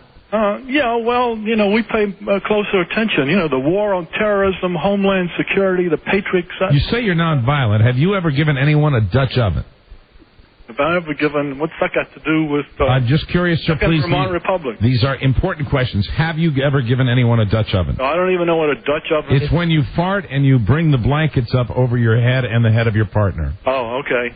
Have you? No. You have not. All right. Now, That's a good thing. That means you may be nonviolent. You say that Vermont has nothing in common with Los Angeles or Chicago. I tell you, it has everything in common because you know what? You know what's flowing through those people's veins? Red, white, and blue, dude. I guess we have a somewhat different view of the American empire, as I said before. I really don't think it's... I think so. Let's be honest now. Vermont is a bench player. If you're looking at the United States of America, no offense to those listening in Vermont, here's your starting lineup for the United States. I think at quarterback, you'd have to go with New York as your quarterback. Your star running back... You can go with New York as a quarterback. Your star running backs, pipe down. I'm making sense here. Would be California, Texas. Your wideout would be Florida. Your defense is anchored by Illinois. All the states. See, but Vermont's different. We're small. We're more rural. And that's why you're on the bench. Violent. That's why you're on the bench. Every once in a while... More independent. We have more of a sense of community. You do have great cheddar. Every once in a while, you need one of your bench players to come through. Every once in a while, the United States says, you know what? Jesus Christ, we've got 2 Dakotas. Somebody call North and tell them to do something. Right. You're up there. You should have a look at our website, the VermontRepublic.org. It'll fill you. And you should look at our website, scatlovers.com. Mr. Naylor? Yes, sir. Have you ever put any type of clamp on either one of your nipples? Why do you think Vermont should secede? Where should they go? He didn't answer the nipple clamp question. There was silence there. We might have gotten a yes. I'm assuming that it was yes because he didn't answer. Have you, Mr. Naylor? The problem is basically that the United States government is... Mr. Naylor, I don't mean to interrupt you, but... Mr. Naylor, sir, if I could interrupt, I need an answer to the nipple clamp What about question. your nips? That's an inane question. Yeah, well, it's a relevant question as far as I'm concerned, and I just would like a yes or a no. Have you ever put any type of clamp on your nipple? I'm not going to answer that. Well, that's a yes. Okay, that means yes. Volumes right there. Now, if you do manage to get Vermont to secede from the Union, where would you go? Would you latch on to Canada? We would ideally like to connect with New Hampshire, Maine, and the 4 Atlantic provinces of Canada and create a little country about the size of Denmark. And now it's making sense. Denmark. Denmark is the model. Right. So everyone would be wearing wooden shoes. Would you be the king of this new country? No, it's not going to have a, it's. Well, what would be the form of government? Would you have a parliament? Would you have a Congress, a Senate? What would you have? We'll have whatever kind of government the people of Vermont want to have. Now, it's the same kind of government that we've got now. The aim is not to take over the government of Vermont. The aim is simply to leave the United States. The United States of America up to the core. You commie.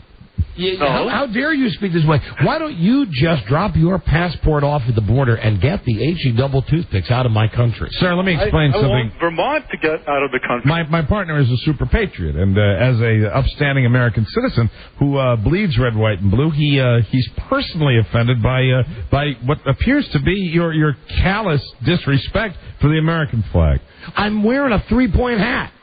Well, great. He's wearing a complete colonial outfit. Did you teach Howard Dean how to scream? But fortunately, I think Howard Dean is a moot point now. And why would that be, sir? I mean, Dean is basically a tough-talking, mean-spirited Bill Clinton who lacks Clinton's intelligence, vision, and charisma. Hold on, now we're getting into some real There's specifics. a certain irony of Dean running for the presidency when there are hundreds of Vermonters who think that Vermont shouldn't even be in the Union. And probably, I'm guessing 3, maybe 4 times the number of people who think you're nuts. That's a possibility. No, not a possibility. What if they put you and Howard Dean shoulder to shoulder? Who would they think was more loopy? Well, the only thing Howard Dean and I have in common is Howard Dean really likes trains, and I like trains too. You like Choo-choo Charlie was an engine. Do you have dreams? Now we can imagine what was happening down at Duke University. Huh? Do you have dreams about trains, sir? No, but Howard Dean actually put in he got the feds to build us a commuter train between my village, which is 10 miles from Burlington. And there were 9 trains running a day. So the Republican governor came in. You ever dream about trains going deep into tunnels? Yeah. And then you wake up and you're in a field of bananas. I can't say that I've ever. Have you ever pulled a train, Mr. Naylor? But I like trains. Yeah. That's a yes. That's fantastic. Please tell me, what are you wearing right now? What difference does it make? It's extraordinarily important. Yeah, why don't you read my new book, The Vermont Manifesto? Why don't you read my new book? I don't have a book, and neither do you. Oh, okay. Check it out on VermontRepublic.org. Well, now, please tell me what you're wearing, Mr. Naylor. I have a gray sweater on. Is that all? And nothing else. And it's a. You look like Donald Sutherland in Animal House. When he's reaching into the. When he's reaching up into the cabinet. Yeah, cabinet. That's exactly what I picture him looking like. You're one tiny universe. You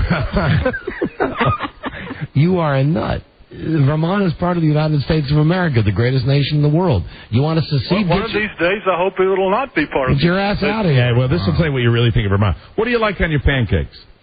Maple syrup, of course. Okay, all right. Well, right. Well, so what are you gonna do when you're not able to have that anymore?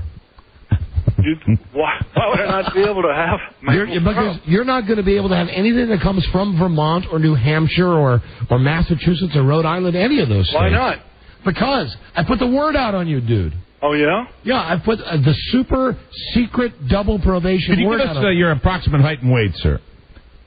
I weigh 200 pounds. Mm-hmm. And your height? But what's this got to do with the second? That's going to help us when we install the camera in your television set. Oh, okay.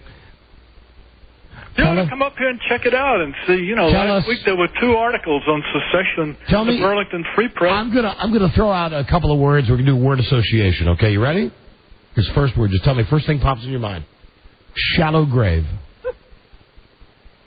First thing that pops in your mind. Shallow grave. But the USA. Ooh. Oh my, sir. All right, we're gonna need your hair and eye color. Oh, that's good. I have 2 different colored eyes, one brown and one blue. Okay, you little husky. Okay. Do you have healthy feet and toes? What has this got to do with the Vermont independence movement? Were you breastfed as a child? What has this got to do with the Vermont independence movement? I bet you like anal, don't you? I bet you do. Can you curl your tongue? You're no stranger to anal, are you? It's always there. What is the name of this program? This is the Don and Mike Red, White, and Blue Hour. Is this a real radio station? Yeah, it is. You know what this is? This is probably the realest. Where's this coming from? The nation's capital, Washington, D.C. But we're on a radio up there. You can hear us up in Vermont. Oh, yeah? Yes, we're syndicated all over this great land. Hey, Tom, are you familiar with my movement? My movement had a meeting this morning at about 8:30. Yeah, that sounds fantastic. It was hot in there, though. Jesus Christ. So we must ask you the question. what can Brown do for you? Come on, you're crazy, dude, but it's okay. Thomas, are you having fun with this interview? Well, it's certainly probably the most unique interview I've ever had. I mean, we were just doing a little scatological humor there, and I would think anyone that taught for 30 years at Duke University, you know. What is your feeling on that? I think. Do you think it's a bum rap for the university to be named after, you know, a certain body part? The ass. You know, a lot of people do refer to that as their Duke. You say, boy, my Duke's on fire. Right, I just had Kung Pao chicken. I never really spent a lot of time worrying about that. Okay, well, that's good. Did you have a nice bowel movement today? Wow. If it wasn't nice, that's okay. This is really amazing that this is coming from a radio station called WJFK. My guess is he didn't because he had Mucilix. I mean, this is precisely why Vermont wants to leave the United States. I would because think of that guys like you. Mucilix would cause a phenomenal BM. Tomorrow it's like fiber bomb. But Feels right. good, yeah. Right. High fiber colon. How many BMs do you average a day? You know, I'm thinking the whole Mucilix thing, perhaps this is a sensible subject. Are your bowels in an uproar? Are you able to have a solid bowel movement? Mucilix, Mr. Naylor, preference or necessity? Yeah, check us out on VermontRepublic.org. If there are any serious people that listen. How do you feel about the teddy bears? No, or the Vermont. What about the teddy bears? What about the teddy bears? How do you feel about Vermont teddy bears? They're plants 5 miles from my house. Wow, and they're fine company. We've done many advertisements for them. You know those bears? They are made out of human remains. Did you know that, Mr. Naylor? No, I did not. They truck in corpses from other states. That's your fine Vermont industry right there. Do you have Ben and Jerry on board? Do I have them on board? Yeah. Ben and Jerry on board with the secession? No, not yet. Mm-hmm. Okay. Mr. Naylor, I distinctly think I heard you chuckle when Don mentioned that the Vermont teddy bears are made from human remains. Hey, Tom? Yes? Do you like plushies? Do you like plushies? Come on, tell me. You like plushies, right? Yeah. Yeah? Mr. Naylor? Yes? I have a question for you. What is Soylent Green? I have no idea. Soylent Green is people. People, I knew that, right? I knew that. Winner. What is that? That's the sound of being a winner on the Dynamite Show. Soylent Green is people. It's a movie. What is your favorite movie? Mr. Naylor? I know we're going to talk about the Vermont independence movement. Can't you just answer our questions? We are serious interviewers. When's the last time you had good intercourse? Excellent question. To completion. When's the last time? I'll be glad to say, for me, it was a couple days ago. Yeah, who's interested in the Vermont boy, was I ready for it. Movement. Oh, man. Talk about build-up stress. My penis was ready to secede from the rest of my body. Until last night. A couple nights ago. A Now I'm building up I'm ready to secede again. Are your troops massing on the border? They are. Very good. They are. We don't have any troops. You don't have any troops? And don't you think you're going to need an army if you secede? No. He's nonviolent. Because we're a threat to no one.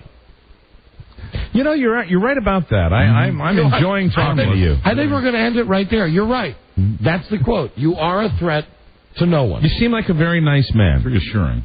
Thank you for your time, and good luck with getting Vermont seceding from the Union. Please with the Vermont Manifesto, VermontRepublic.org. Please to call us when the secession is completed. You'll reverse the charges for the international call. You'll be the first to know. Okay. And remember, if you want to check out that Vermont teddy bear plant, you can actually smell the carcasses. Okay, the renderings. VermontRepublic.org. Hey, are you going to change the time zone? Do something crazy like make it 5:30 in the morning. What will be your state bird? Yeah, well, we'll think about it. What about your state flag?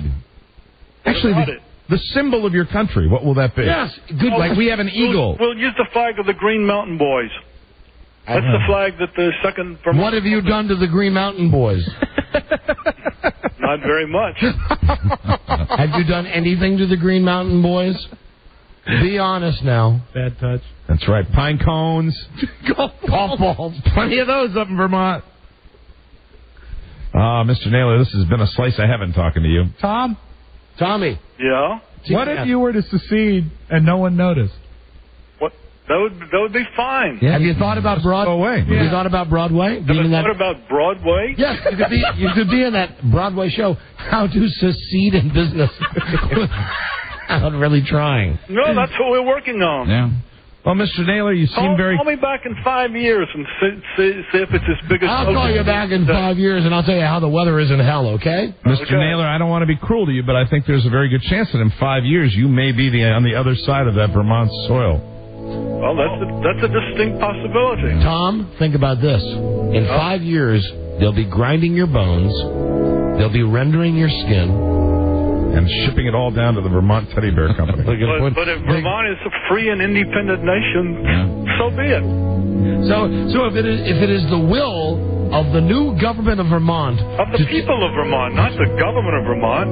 I mean, the government of Washington, D.C. is, So you're willing... If the government of Vermont said to you, Tom, it's your time to be turned into a teddy bear, would you go, okay? If the country of Vermont asked you, and your friends Ben and Jerry aren't any better. How do you think they get the Chunky and Chunky Monkey? That's not monkey. No, I'm sure that you know. That's human. Yeah. Yeah, I mean, we really think Vermont ought to be renamed the Cannibal State because half of their industry is really taking human beings that have left this earth and turning them into, byproducts. And syrup. And the slogan, like, live free or die. Vermont gets accused of lots of things, but that's truly one of the most unique. I think one of the main things Vermont gets accused of is having nuts. Mm-hmm. I mean, the kind that squirrels eat. I mean, or the kind that were in his muesli today. Right. I mean, like tards, trainables, grandeur, beyond. You, my friend, you're chosen. You're one of the chosen people, Tom. Yeah, what am I chosen for? You are chosen for... Be our nut du jour. No? Listen, now, we've enjoyed every minute of talking to you, Mr. You're a great guest on our radio show. And I wish you nothing but the very, very best. Thank you very much. God bless you. Are you willing to say God bless America? And are you feared within your village?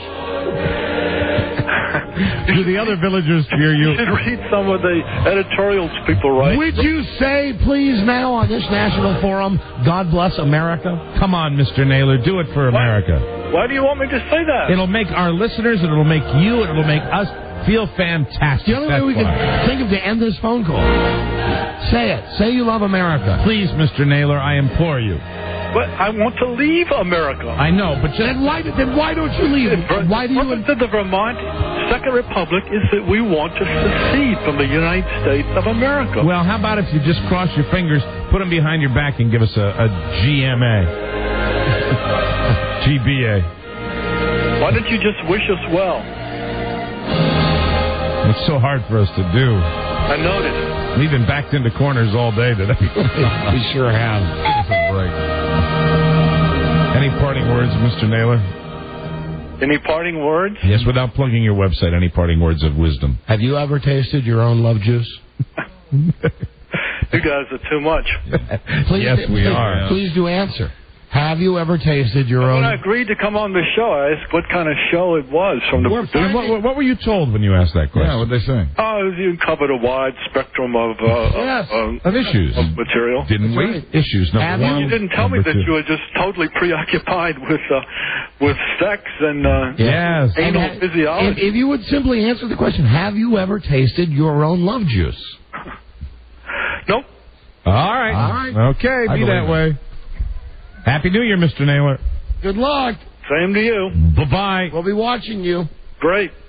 Everybody's watching you, sir. Please, long live the Second Republic. Please to wait for a call back to see how this went. Talk to you later. Bye-bye. Bye. Bye, dude. He seemed nice. That was Thomas Naylr.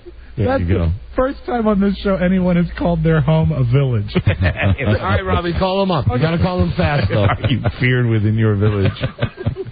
The other villagers have gathered outside with pitchforks and torches. Like Frankenstein. It's Thomas Naylor. Naylor? I hardly knew her. This ought to be interesting. He's probably going to be long-winded with Rob, though. Yeah. It's busy. It's busy. He's calling his other friends in the village. Did you hear me? We were scared of you on the radio. Yeah, stop making your cuckoo clocks and come to my home. We were scared. Come to my thatched hut. Why didn't you tell them your number 3 tastes like root beer? Mr. All right. Naylor. There you go, Thomas Naylor. Mm-hmm. Well, Good luck to him. when we come back, we started this whole incest contest a while ago, and I think we got a winner. Okay. So I think we're gonna call the winner, give $100 away. Yes. For the incest story, which had something to do with the Super Bowl story. Oh, but God, a phone scan too? Yeah. We've not done it today, have we? Wow. No, we haven't. No. All right, your phone calls. No, the incest might just have to roll over till tomorrow's show. So to speak, exactly. Isn't that some old, roll your own? Right. There's some incest joke I've heard before, something like that. Anyway, your calls. We'll get an incest winner tomorrow. Very good. Now your calls. Go ahead, line them up. Get in line to get on the air. There's the old Karnak joke. Pumpkin. What do they do in West Virginia to keep warm? Hi-oh! Here's our phone number, 877-365-3636. 877-365-3636. Canada, 800-636-1067. You are live, unscripted, unscreened telephone calls. Long live the Republic. Rotating random phone scan. Live straight ahead. This is the Don and Mike Show. Damn straight. Proud of it. Oh, yeah. It's a new year and time for you to get a new wireless company. Switch to Singular. Take advantage of the amazing deals Singular's offering right now. You'll be delighted with Singular's rollover minutes. Only Singular has rollover. Something you do in incest. Only Singular lets you keep your number and your unused anytime minutes. Sign up for Family Talk. Hey, there you see. Okay, yeah. Hey, Mike just made the incest joke. And Singular, no such thing, Joe. And Singular will give you 500 bonus rollover minutes to share. Add a line for $9.99 per line per month on select plans, starting at just $39.99 a month. Nationwide long distance included. How about that? Singular has the newest phones for the new year, like the Motorola V400. It's only $149.99 over a $50 minimum rebate. Got the built-in camera, picture caller ID, voice dialing, cool ringtones, and it plays all the MP3s that I love. New year, new wireless company, new script, same number. Make the switch to Singular. Call today, 1-866-SINGULAR. Log on to Singular.com or visit any Singular wireless store. Certain restrictions apply. See any Singular wireless store for details. See? We can read. WJFK. Free Vermont. The Don and Mike Show. Free Vermont. Amen. This is the Don and Mike Show. I'm sorry, I can't do it. Not over this. And if I know our president, he's not going to allow me or himself to get shot down over what would have been a private sexual encounter. Some swan song for the old man, huh? The senator got a little wild when she was 19. What is the big deal? Well, let me explain the big deal to you. The people of this nation can stomach quite a bit. The one thing they can't stomach is the image of a vice president with a mouthful of... You don't have to use... Look. Let's use the word alleged. They got photos. They got witnesses. They got the alleged slut. Hey, wait a minute. Let me tell you something. I'm a husband. The Don and Mike Show. Profoundly normal. Don Geronimo and Mike O'Mara. Well, to answer that question from the clip, the movie Contender, have you ever pictured the vice president doing that? Yes. Last night, constantly, during the State of the Union address. Yeah, you were fantasizing? Look at it, Cheney just going, yeah. Dick off. Right. Absolutely. Phone scan right here, right now. Get on the line to get on the air. We do have a brief update for you about the contest. Oh, good. They finally have decided, after telling us not to do it, then go ahead and do it, but just give it another name. Mm-hmm. They've now come back and said, absolutely not. No nude talent show. No nothing.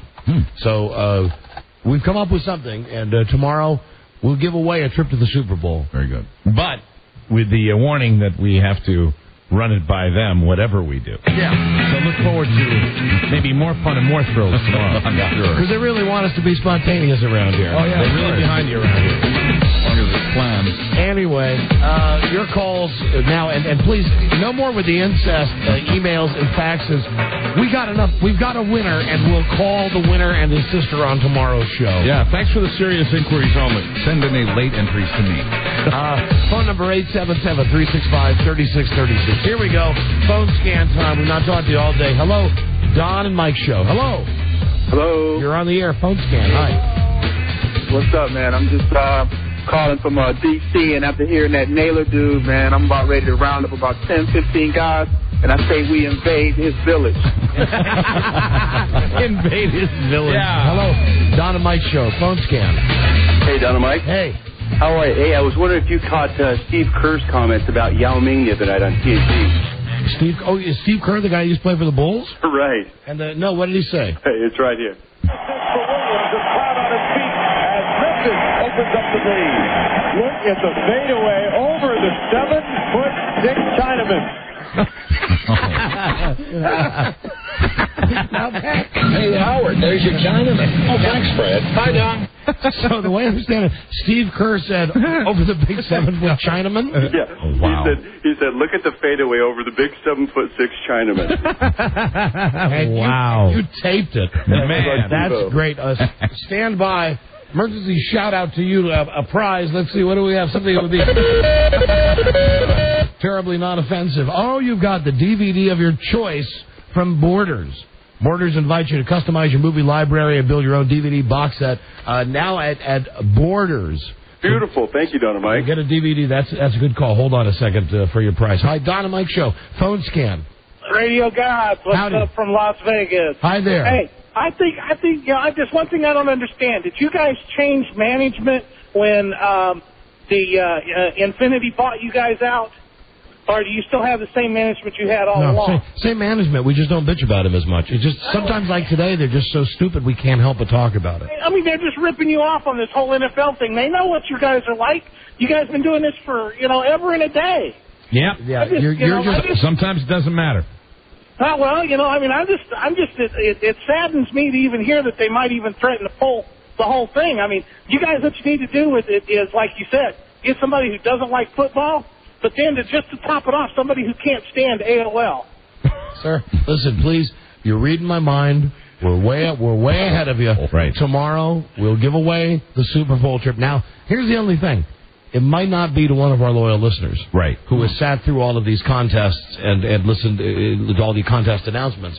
Because to truly find somebody who doesn't like football, we're going to have to call people out of the phone book. Yeah, totally at random. Because we can't trust you guys to say, do you know someone who doesn't like football? You'll just say you don't. Ideally, we're going to be calling random people at random out of the phone book. Off the year, of course, we've got the whole phone rule thing, but you got to say, you like football? Hopefully we can say, no. Would you ever go to the Super Bowl? No. Congratulations, you've won a trip. It's either that or your worst computer horror story. Yeah, one or the other would definitely work. That would definitely work, guys. I mean, I think it's a total shame. That's the backup. What's the worst thing that's ever happened to you while you were on AOL? Oh, you got the virus when? Oh, dear, no. Yeah, what the... Oh, was that it froze on the instant message screen? Oh, my God. You did Control, Delete, Alt, and still nothing happened? Nothing happened? Hello, Don and Mike Show. Hi, guys. I was wondering when you were going to talk to Leah Remini's unborn baby. Oh, we should do that bit sometime. We haven't done that for a long time. Yeah, the baby could probably give us a real good perspective on Vivian's. I'll write it down. Thank you. That's a good call, too. Thank you. Prize? What? Could I have a prize? No. Sorry. Hello, Don and Mike Show. Phone scan. Hello. Hey, Mike, what's the status of your restaurant, and where is it, and when can I have a suggestion for a dessert item? You will have details coming up in the month ahead. I would like you to take some chocolate cake and put some cherry sauce on it, and you can call it a bloody stool. Done. That'll pack them in. That'll sell like so crazy. To speak. Don and Mike Show. Phone scan. Hello. Hey, Don, you know the best thing about your $5,000 basket of crap? Oh, the one that my wife won at the shopping mall? What's that? The fact that you're going to be paying taxes on that $5,000. Well, you know $99. That's just like you picture this guy just sitting there going, "Hey, I got some news for you. You're paying taxes." Yeah. And you know what? What's that? I got so much money it doesn't matter. I'm sorry, but there's not a nice way to say that. No. There's not a funny answer to that. Yeah. He poops 20s, okay, smart guy? You're gonna have to pay. You're gonna pay taxes on that. Yeah. All right. Yeah. You know, and it's a cigar money. Yeah. How do you like that, Big Man? Go back to eating your Big Mac. Hello, Don and Mike show phone scam. That was awful. I shouldn't have said that. It was funny. You didn't mean it? Not really? Well, true. Yes, true. Hello, Don and Mike show phone scan. Hello. Don and Mike. Right. Hey, just wanted to let you know that incest is still alive and well in Georgetown, Delaware. But as far as the Super Bowl tickets, if you have to give them away, give them to a blind person. Well, now, Robbie did mention, was it you mentioned Blind Glenn? No. Somebody mentioned, maybe, was it you, Mike? I am blind. No. Somebody today mentioned to me, oh, was it you, Buzz? No, this guy's blind. Who's calling? He said. Are you blind? Yeah. Yes, I am. We could have just a whole. I mean, how many do you think? We could probably get a whole phone bank of blind people and have some sort of competition. A lot of blind listeners. Describe your best moment. How would we prove they're blind? The only guy that we know is blind is a guy. They'd have to drive down here to the station. Put your dog on the phone. I'll tell you what. Here you go. Hold on. Wait. Kiss. Speak. Got a dog. Kiss. Speak. Come on. Give me a speak. Oh, I like the idea of sending a blind person. Hey, but listen, the deal though is that people who people who haven't been cursed by God also have dogs though. Yeah, but I mean, we'd be able to. They'd at some point have to. We could figure out a way to confirm the fact that they are blind. There would be information that they would have. No, you have. Yeah, well, sir, you're a blind guy. Let me ask you a question. Yes. What would be the best way for us to verify if people were really without? Turn around and photocopy our state visually impaired card. Okay, and you can fax that to us? Yes. Well, how do you use the fax? No, that's now, they got the bumps on it. That's right, the bumps, the braille. They have the pimples on it. I also work for a blind organization at Dover Air Force Base. How many blind people do you think we can get in this competition? Christ, we got a lot of them. I could get you definitely 8 from where I work. Yeah, dozens. Well, how many? I don't know how good I feel about blind people working at an Air Force base. Why? Well, they're not air traffic controllers. I don't know that. How do I know this guy's not a pilot or? That's why I work in supply. All right, get out of here. Get out of here. That's a good idea. All right, thank you, and good luck. We might send blind people. That's funny. Oh, that's big. That way, it could be a listener and. How about a blind person and a deaf person? Hello, Don and Mike show. Hey guys, how you doing? Phone scan. Hi. Hey, how you doing? We're doing great, thanks.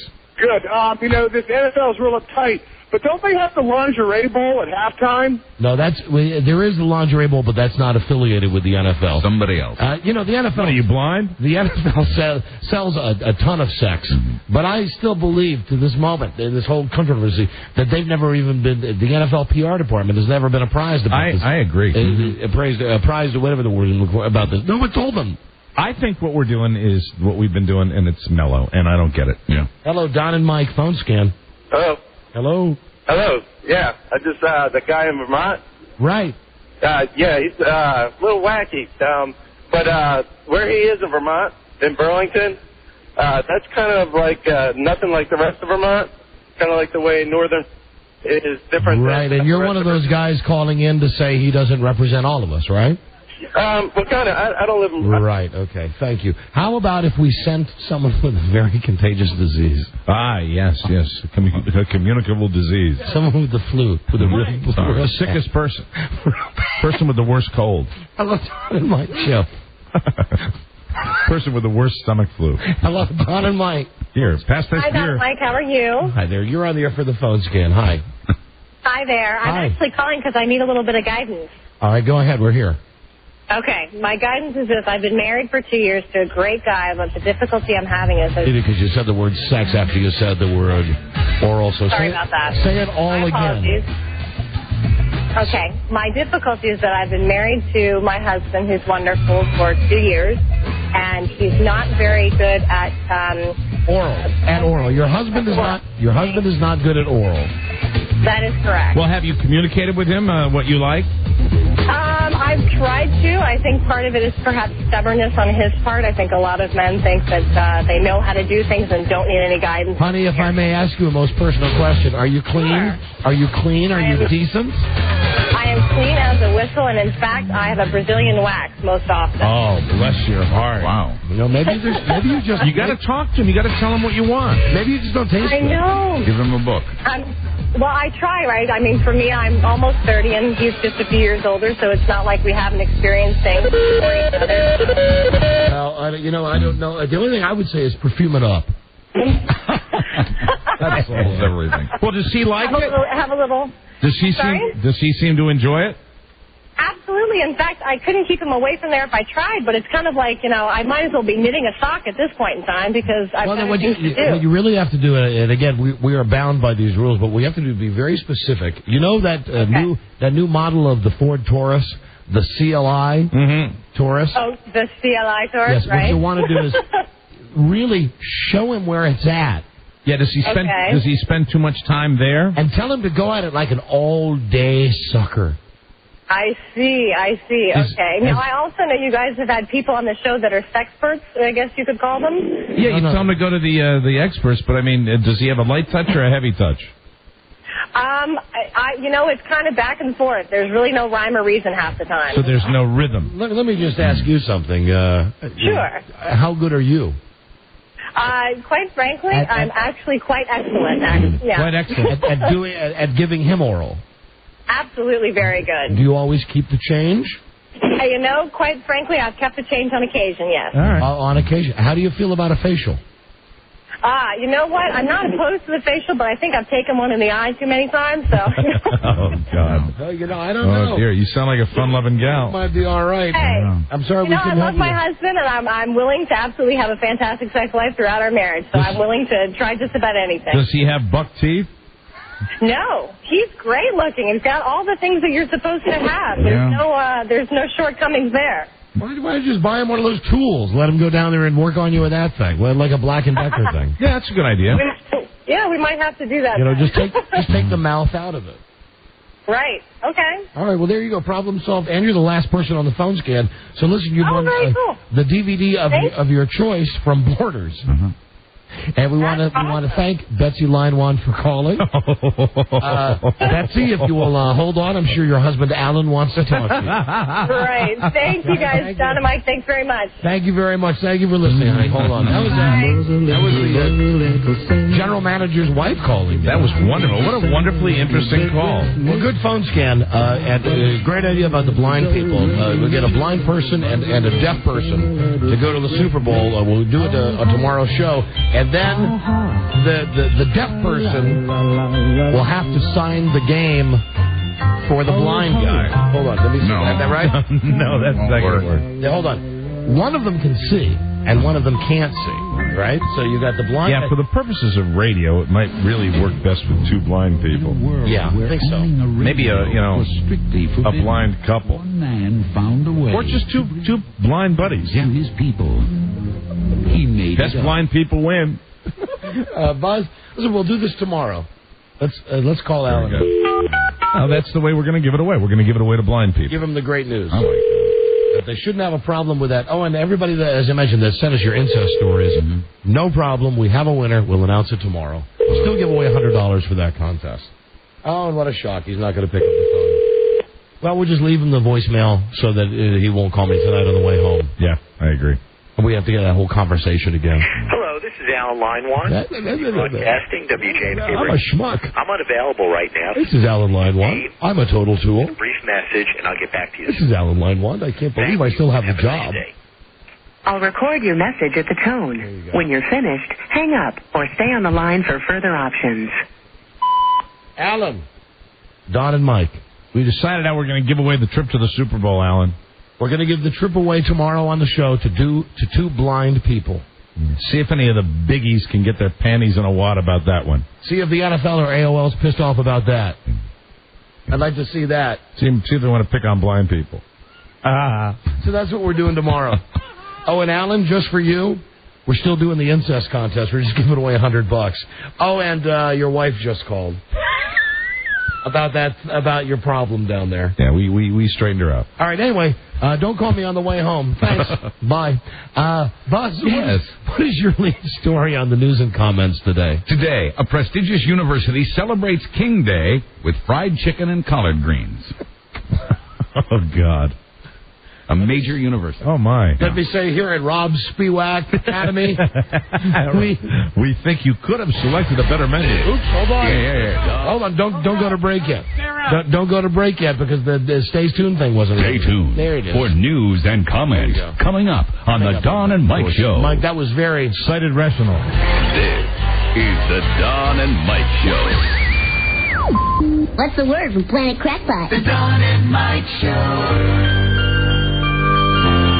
They will gladly render your body fat into soap and then grind up your bones to make bread. Like in Vermont. Don Geronimo and Mike O'Mara. Like in Vermont. Time for Buzz's new show brought to you tonight by Viramax. Sexual pleasure performance enhancer. Someone call for a doctor? Doctor developed clinically tested and Viramax works. Hello. Get it at Rite Aid, GNC, other select retailers. Try it. Viramax 1-888. Try VMAX.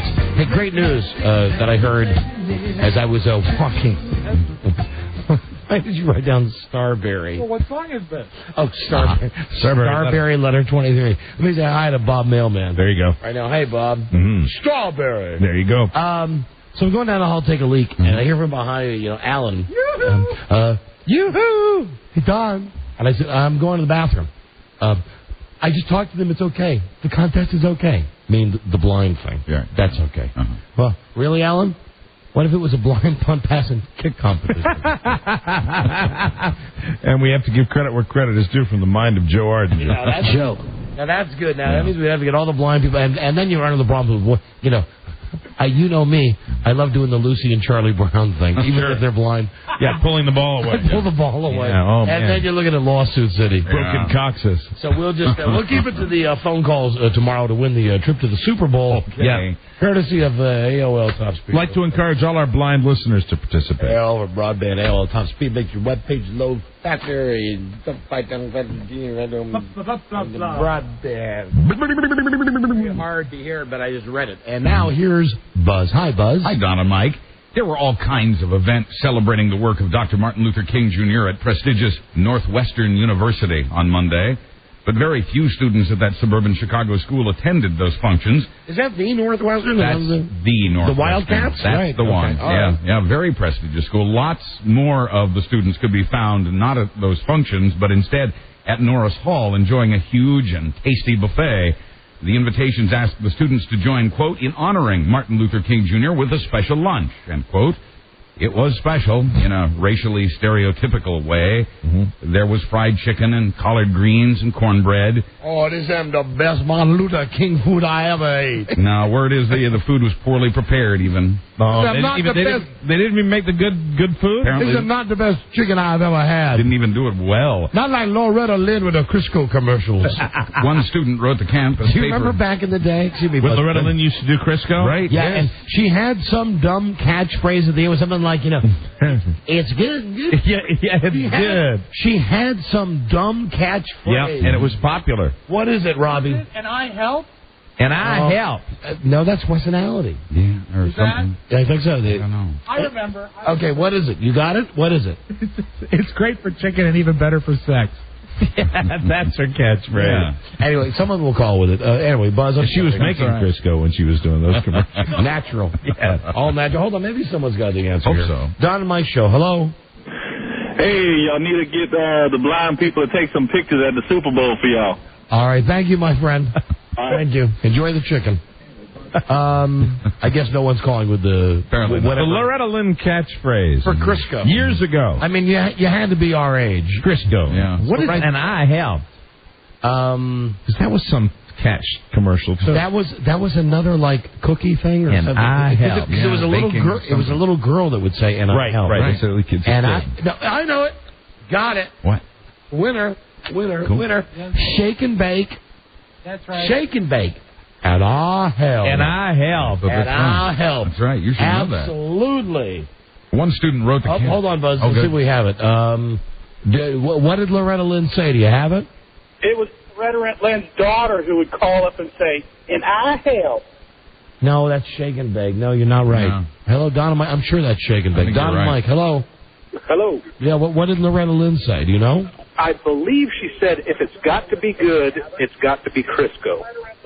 Does that sound right? Yeah, it might be. I think it'll jump out at us. Don and Mike, hello. Oh, all right. Somebody else thought that. One more. No, never mind. Forget it. Hey, Charlie, would you look it up on the internet? Sure, I will. Thank you. All right. I mean, today, please. What is that? What is that? This has been a goofy day around here. That's attitude. Is that attitude he's got? Attitude. Oh, God. And I know my name for Christmas. It makes me horny. Yeah. Oh, hold on. Is he calling? You got it already? Hello? That was no attitude. Attitude. You know the difference. All right. Yeah, I've seen his attitude. All right. No. It was Crisco. Put your fist in it. Joe says he's got it on line 4. Hold on. Let's go to line 4. Hello, you got it? What is it? Crisco will do you fine every time. I believe it's something like that. Sounds very close. If not, do you find it'll do you... hold on. Do you right. Does that sound right, David? It'll do you fine every time. It'll do you right. Do you fine every time. Crisco, put your fist in it. You might win a prize. Hold on. Anyway, hold on. Buzz had a great story here about a very uplifting story about stereotypical food. I think back to the whole Fuzzy Zeller Tiger Woods controversy. You just don't expect this from any school, much less Northwestern. Well, the Northwestern University. One student wrote the campus paper to express her sadness over it, accusing the school of emphasizing the color of King's skin over the importance of his work. Mm-hmm. Would you like white meat or dark meat? I don't know. Here's another guy who says he has it. What is it? It ain't cooking if it ain't Crisco. That sounds better. I don't think that's it, though. Here's another guy who says he has it. What is it? Hello? Hello? Yeah, what is it? The Crisco thing. If there's blood in my chicken, there's blood in my stool. Oh, no. It was... I know, I remembered it now. It was Crisco. Blow me. Martha Stewart looked grim but sharp as she entered a Manhattan courthouse yesterday wearing what one paper called sexy high-heeled boots and a $6,000 purse. It's a good thing. She answered not guilty to the charges. The domestic diva is accused of using insider information to dump stocks that were about to go south. She's gotten her fingers in some Crisco. Oh, yeah. Oh, yes. Mm-hmm. After she makes her own, too. Yes, she does. After she entered her plea, the process of jury selection began. That's expected to wind up by tomorrow evening, or Friday evening, opening statements next week. As for Martha's $6,000 purse and the $1,000 clutch she carried with it, one jury expert says if somebody knows how much that bag costs, it could offend them. You run a risk. A female supporter from New Jersey, wearing a chef's hat, shouted, "You go, girl," at Martha. Crisco, the other white goo. Hey, you got it? What is it? They should use that. Hello? Yeah. Crisco, your butt won't hurt. Okay, all right. Now everybody's taking their funny pills today. I'm having fun with it, though. Good one. It's Crisco. It's like pig pudding. Crisco. Hey, I see a big radio buy coming up. Sure. Meanwhile, on another coast, at the Robert Blake murder trial, prosecutors are asking the judge to keep the victim's reputation out of it. You liked it, did you, Crisco? You liked it so bad? I tell you, the first day I was in prison, I got my indoctrination to Crisco. Did you like it? You like it so bad? And I'll tell you, I liked it so bad. Crisco, I even came up with my own theme for it. My own slogan, if you will. What is it, Robert? Crisco makes it go in and out easier. There you go. Crisco, I can even do my bird. Churchill. They say that just because she may have been a bad person, the victim, or crazy, doesn't mean she deserved to be killed. Yeah, well, she liked that restaurant I like so bad. There's evidence to support both theories. Bonnie Lee Binkley had a criminal past, used drugs, and played sex-related con games. She wrote lots of letters to prisoners and sent pictures. Prosecutors are also asking that the nude photographs of Bonnie be kept out of the trial. Crisco, better than butter and light as a feather. They want no mention of Christian Brando, son of Marlon, who was one of Bonnie's lovers. Hold on, here's another one. Now, again, I don't think these are jokes. Right. I just see a check mark next to the phone. Don and Mike, hello. Don. Yeah. What I remember Loretta Lynn saying was, it would do you proud every time. You know, that might really It'll be do you proud. That might be it. It'll do you proud every time. Really, we're asking the wrong segment of our... We need to ask all the necks. Call that guy in Do ye proud. Call the guy in Don't say I'm not a neck. Well, no, obviously some non-necks know it, but I would think you're real necks, and I'm appealing now to anyone Well, basically anyone listening to this show. Yeah. Doesn't matter where they live. But I think you might have it. Crisco, it'll do you proud every time. I think that's exactly guys. what you said. While I got you on the line, Yeah. you guys sent me to Iceland a couple years ago. I never got to thank you. I really appreciated it. Oh, no problem. All right. Thank you. Thank God that trip wasn't sponsored by AOL. Thank you. Good night. Yeah, you did us proud. Good night Thank to you. Good night. Goodbye. Good night. First, it was the ACLU. Now some of America's doctors say they want Rush Limbaugh's medical records kept secret. 3 doctors' groups, 2 of them centered around pain relief, have filed their own court papers arguing for the protection of doctor-patient privilege. Gee, why do you think that would be, Buzz? Because he took painkillers? Do you think? Yeah, that's my guess. Do you think that these guys maybe write all these prescriptions all the time and they don't want to get their teeth caught in the ringer? Of course not. Yeah, they want to protect the doctors that are writing, thousands of pill prescriptions. But let me just say what I think everybody's thinking right now. Where are these doctors? Help us out. Right, where are these doctors that just write prescriptions for what? And I've never taken it, but I understand that this OxyContin, it is like it's great. It's supposed to be. For hearing, Yeah, it's supposed to be.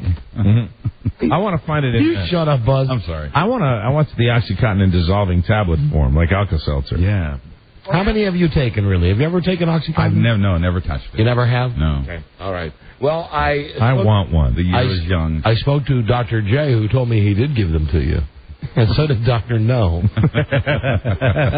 So did Dr. Detroit. So did Dr. Strangelove. Giggles. Kildare. Ardinger. Somebody call for a doctor? Joe. Dr. Ardinger. Someone call for a doctor? Hi, Joe. I'm familiar with the oxys. Ah, here we go. Do you get now? What's the high you get from it? Is that equated to another street drug? Is it like pot? Is it like his serious business? Is it like pot? Is it like coke? Is it like I've never? That's all I've done. Like 2 Lorcet. What's a Lorcet? That's about a 10 milligram. Was it like a lewd? No, it's a painkiller. So it just makes you kind of loopy. It's like the Vicodin or anything else, but it's a tranquilizer, kind of. Right? It's like a tranquilizer. Is it like a super Vicodin, though? Oh yeah. Well, there you go. Does it make you feel good? Oh yeah. Yeah. I could stare at the walls for hours. Really? Yeah. Wow. On a 1 to 10, what would you rate it? Oh, it's an E-ticket, as they say in Disney World. And on a scale of 1 to 10, how would you rate staring at walls? E-ticket. Joe. Thanks, Joe. There you have it. There he is, Joe Ardinger. Very good, Joe. Prosecutors want the records brought out in court to prove that Rush went doctor shopping, an illegal attempt to get multiple prescriptions for the pills to which he's addicted. Like the ACLU, the doctors say it's a question of privacy, and that if Rush's privacy is violated, then any of us could face the same fate. Right, and of course these are the doctors who write the phony prescriptions. Well, and that's not the only thing people would see. People might learn, for example, about our hemorrhoids. So what about them? Do we want that? Do we want that in the paper? I don't want that released to the public. They look like cabbage. My hemorrhoidal tissues exploding. Wilbot, where's the Crisco? Baby blues, rub them on my roids. My roids will do you right every time, Rush Limbaugh. Crisco, rub it and blow. The lawyers on both sides in the Michael Jackson case are asking the judge to ease up on the gag order. They say things are being reported in the media. You know, I could make a joke and I won't. Yeah. But you folks, go ahead, make your own gag order joke. Just think of too easy. Is that what it is? Does it fall under the heading of too easy? Yeah, right. And we've done the whole incest thing today. Yeah, anyway. It's more fun to talk about Crisco. But make your own gag joke. This is Michael Jackson. I'd love your kids to come over for my big Crisco party. The lawyers say your blind kids. My blind Crisco party. The lawyers say things are being reported in the media they cannot dispute because they're not allowed to talk to reporters. We're going to play Find the Gourd. The judge issued the gag order in the first place so the case wouldn't be tried in the media. Now lawyers on both sides argue that with the gag order, potential jurors will hear things that'll make a fair trial impossible. Listen, I'm very serious. You'd have to go to Mars to find somebody who doesn't know that Michael Jackson is a freak kid toucher. Of course. Michael's latest accuser, meanwhile, has reportedly taken a turn for the worse. The boy has cancer. A former lawyer for the boy's family says the family's in seclusion and trying to avoid media reports about the case. Do you have love cancer? No. I don't know. Some of you blind kids. Donald find the length of pipe in the Crisco. Buzz, yes. You know, he's doing that and you're doing that. What's the next story? We'll break before your next story. Tonight, Donald Trump gets knocked down a peg. Oh, right. Yeah, that's right. He's on against you-know-what tonight. Right. Rain. This is the Don and Mike Show. Gosh, I hate to interrupt. It's all been so incredibly fascinating and entertaining and instructive. Really, the time has just flown by. The Don and Mike Show. Two solid men who work with their hands for ye. Don Geronimo and Mike O'Mara. Let's see. Friday, we're giving away a DVD player. Courtesy of Abba Dabba Jake, Body by Jake. Abba Dabba. DVD copy of Body by Jake, Strength Training 101 for Women, now available. Sculpt the body you've always wanted. Also on Friday, we're giving away the Ultimate WWE Grand Prize. Dinner for two at Hooters. For SmackDown under the MCI Center, you get to sit ringside next to two Hooters girls. Catch all the action up close and see over 25 of your favorite WWE superstar wrestlers. All right. Courtesy of Hooters. We'll do that later this week. And, of course, tomorrow, the trip to the Super Bowl for two of our blind listeners. Yes, line them up. And now or line up yourselves. They couldn't do... They'd have to be lined up. I think they can do amazing things. With the cane and the dog and stuff, I think we're going to be fine. Here's Buzz. Hi, Buzz. Hi, Don and Mike. Well, Donald Trump may, in fact, get knocked down a peg tonight. He was riding high after the ratings he'd enjoyed for the 2 weeks his new reality show followed Friends. But tonight, The Apprentice goes up against the unstoppable American Idol. Quoting Trump, I think we'll do well. I like to win. I really like to win. Get ready to lose, jackass. But we can't wait to hear what Simon says after tonight. Trump's show debuted with 18 million viewers. Idol debuted this year with 28 million. A couple of things about American Idol, and I'll keep the comments very brief because I know we're running out of time here. First, I told this to Mike up in the office, maybe after the first one or today. Right. Check out Simon's shirts, that he's not wearing off-the-rack T-shirts. He's wearing what looks like... Specialty. Maybe it looks like the fabric that Under Armour is made out of. Yeah, kind of a lycra spandex type of material. And, man, it's faggy, and it's exactly the shirt. Buzz, I swear I didn't know. It's exactly the shirt Buzz is wearing under his pullover today. He's taking his pullover. Oh, he saw some skin there. Now, look at this. Buzz is wearing... It's tough to get those shirts off when they're that tight. My Simon shirt. That is... Okay, that's it, but Simon's are tighter. Yeah, I can't believe there's a man that's wearing tighter shirts than you. Now, Buzz, what is that? A cotton shirt or is that? It's stretchy stuff. It's a Jockey. It's made by Jockey. It's nothing fancy. It's Victoria's Secret. It's a space age polymer, Don. That's right. just don't get any open flames near it. So tonight, when you're watching American Idol, check out Simon's shirt, and also. Don't waste money on his book, for God's sakes. But if you want to read something funny, like go to MSNBC.com where they have excerpts from his book, or FoxNews.com, because he does write some pretty cold SHI about Paula Abdul and about Randy Jackson. Well, he doesn't like anybody. That's good. Well, it's been a couple of years. Oh, Donald Trump's hair. I got to talk about that. It's generating a lot of talk. I think under that big coif, he looks like the abominable Dr. Fives. He's got bald and blue veins. Well, there is a comb-over that defies the word comb-over. I call it a comb-around. Well, some people have said that he's got hair. Oh, yeah. That he's not bald under there, but he might be. Yeah, I think he is. Mike has a great theory I like. It's made of cotton candy.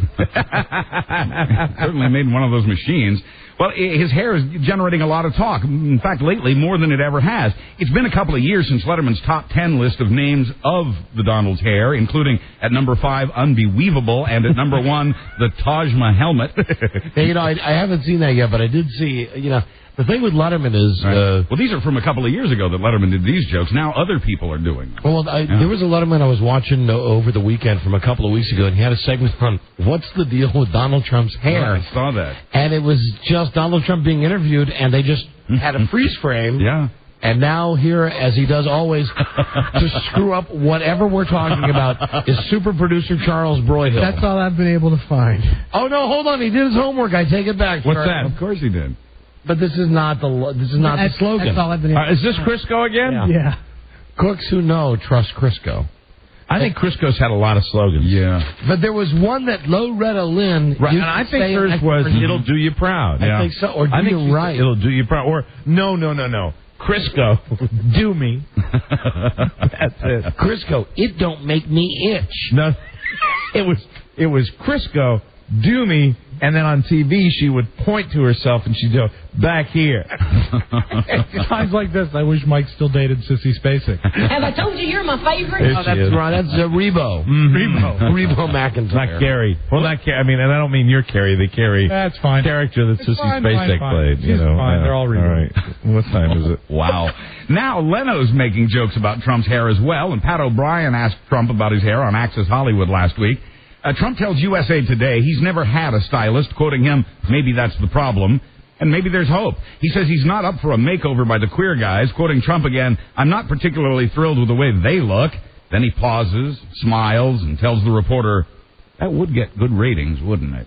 He's not a stylist, so he doesn't cut his own hair. He's got to have somebody that does that. He's got to have maybe it's on the side of his head, the bald spot, but he's got a gigantic bald spot somewhere. Maybe he's got a soft spot. Like a baby? Yeah. Like you'll take the hair off and there'll be something pulsing. As long as we're on the topic, because this is very convoluted to get to this point. American Idol on tonight, meaning that Donald Trump's show will get killed in the ratings. Right. Most likely, American Idol becomes popular. The shows that are on after American Idol become popular too, like the show 24 and The OC, which is on against King of Queens with Lisa Remedy, who was mentioned on today's show. Right. Yes, we're going to be speaking to her baby soon. And I know that her name is Leah Remedy. Yes. Remedy. And now I'm doing the fake name. I know her real name. Screwing ourselves up. Anyway, here's a CBS factoid that I don't know if you know, or that we've even mentioned on the show. Leslie Moonves, who's the president of CBS, we've had a couple of run-ins with him. Right. He's dating someone who works for CBS. Someone very prominent who works for CBS. Right. Do you know who? Yeah. Who? The Chen. Yeah, right.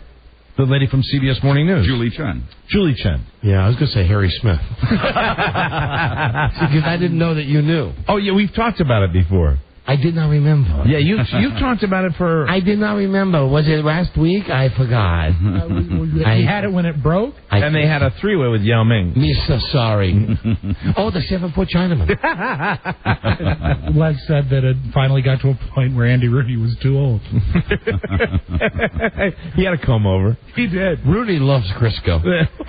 It'll do you proud. Back here. He puts it in his eyebrows. The other thing being talked about today is the screeching of Democratic presidential hopeful Howard Dean, as Don mentioned earlier.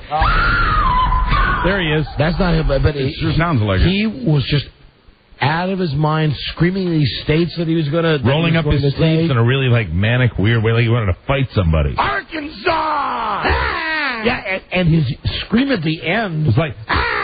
Yeah, it scared people. Well, and there's one more story from Iowa about former New York Mayor Rudy Giuliani. Hold on, Buzz. We do have, thank you, Johnny, in the back room. We do have the tape of Howard Dean screaming. Congratulations. This is Max Troy Jr., Jethro Bodine from the Beverly Hillbillies, and you just won the CBS Celebrity Burp Contest. There he is. That's Howard Dean. Howard Dean. HD. So Rudy Giuliani was there in Iowa to campaign for the president when fellow Republican Congressman Jim Leach declared that Rudy would make a good candidate in 2008. But what Jim said to the crowd was, 1908. The crowd applauded with enthusiasm. No, they didn't laugh, actually. They cheered. Oh. They applauded with enthusiasm, either because they didn't catch the mistake or just didn't care. Have some Crisco. Wow. What I'm about to say isn't necessarily true. It's speculation. I'm speculating that math genius Stephen Hawking is protecting his wife. Police want to talk with either one of them, either Stephen or his wife. Could he be in the contest tomorrow? This is the story. No, because he's only crippled. Oh, that's right. He's not blind. Okay. We had this yesterday on the show. This is a follow-up to that. Stephen Hawking's wife police wanted to talk to her. Beats him up. Yeah, and leaves him out in the sun. We don't know that for a fact, but... Well, he had heat stroke. It appears to be a pattern of abuse, according to police. Stephen's kids agree with this. They point to 3 years ago when Stephen got a broken wrist and a gash on his face. Stephen Hawking says, that happened when he fell out of his wheelchair. Last year, he was found in the garden, as we mentioned, suffering from sunburn and heat stroke as if someone had left him there. I'm very hot out here. Please, someone help me. What a bitch. And there are other cases of what appear to be beatings, but Hawking now says he's gone public, he's made a statement, he says no one is trying to hurt him, and he's telling reporters to stop asking questions. Please give me some SP. SPF, SP. What is it? It's SPF 50. SPF 50. I'm burning. He's calling it a non-story. Police are not... Someone covered me with baby oil instead. Look at me, I'm a hot dog. Hot dog. It's not baby oil, it's Crisco. Police are not giving up, though. They point to a medical condition that makes people hurt others to draw attention to themselves. They seem to be focused on that. Yeah, and as far as his talking is concerned, you could doctor tapes. Yeah, true. George Michael. I know, makes no sense. In sports, the judge in the murder trial of NBA star Jason Williams issued a gag order yesterday after Williams made a teary-eyed appearance on 2020. Again with the gag order, like with Michael Jackson in the gag order. Williams is accused of killing his limo driver with a shotgun in an alcohol-fueled rage. He says the gun went off accidentally. The judge says the TV interview was clearly designed to influence the jury pool. Quoting the judge, this has got to stop. Don't worry, it was on 2020. Nobody saw it. Mm-hmm. And finally, it's not every day someone offends an entire country, but a comedian did. Hey. British comic Joe Brand caused a real stink during a Christmas show on the BBC. Brother. His brother's name. And Fire. Firebrand. Mm-hmm. This comedian offered to play... And of course, his fat brother. Huh? Broadband. Oh, what is it again? What is it? Brand. Oh, brand, not band. Excuse me, you got Mike, that on the brain, Mike. It's this whole AOL. Yeah. AOL for broad. Yeah, they are. Broadband. Yeah. Broadband. Here's how the comedian did it. She offered to play the national anthem of Albania with her colon. That's right. She offered to make the music by breaking wind.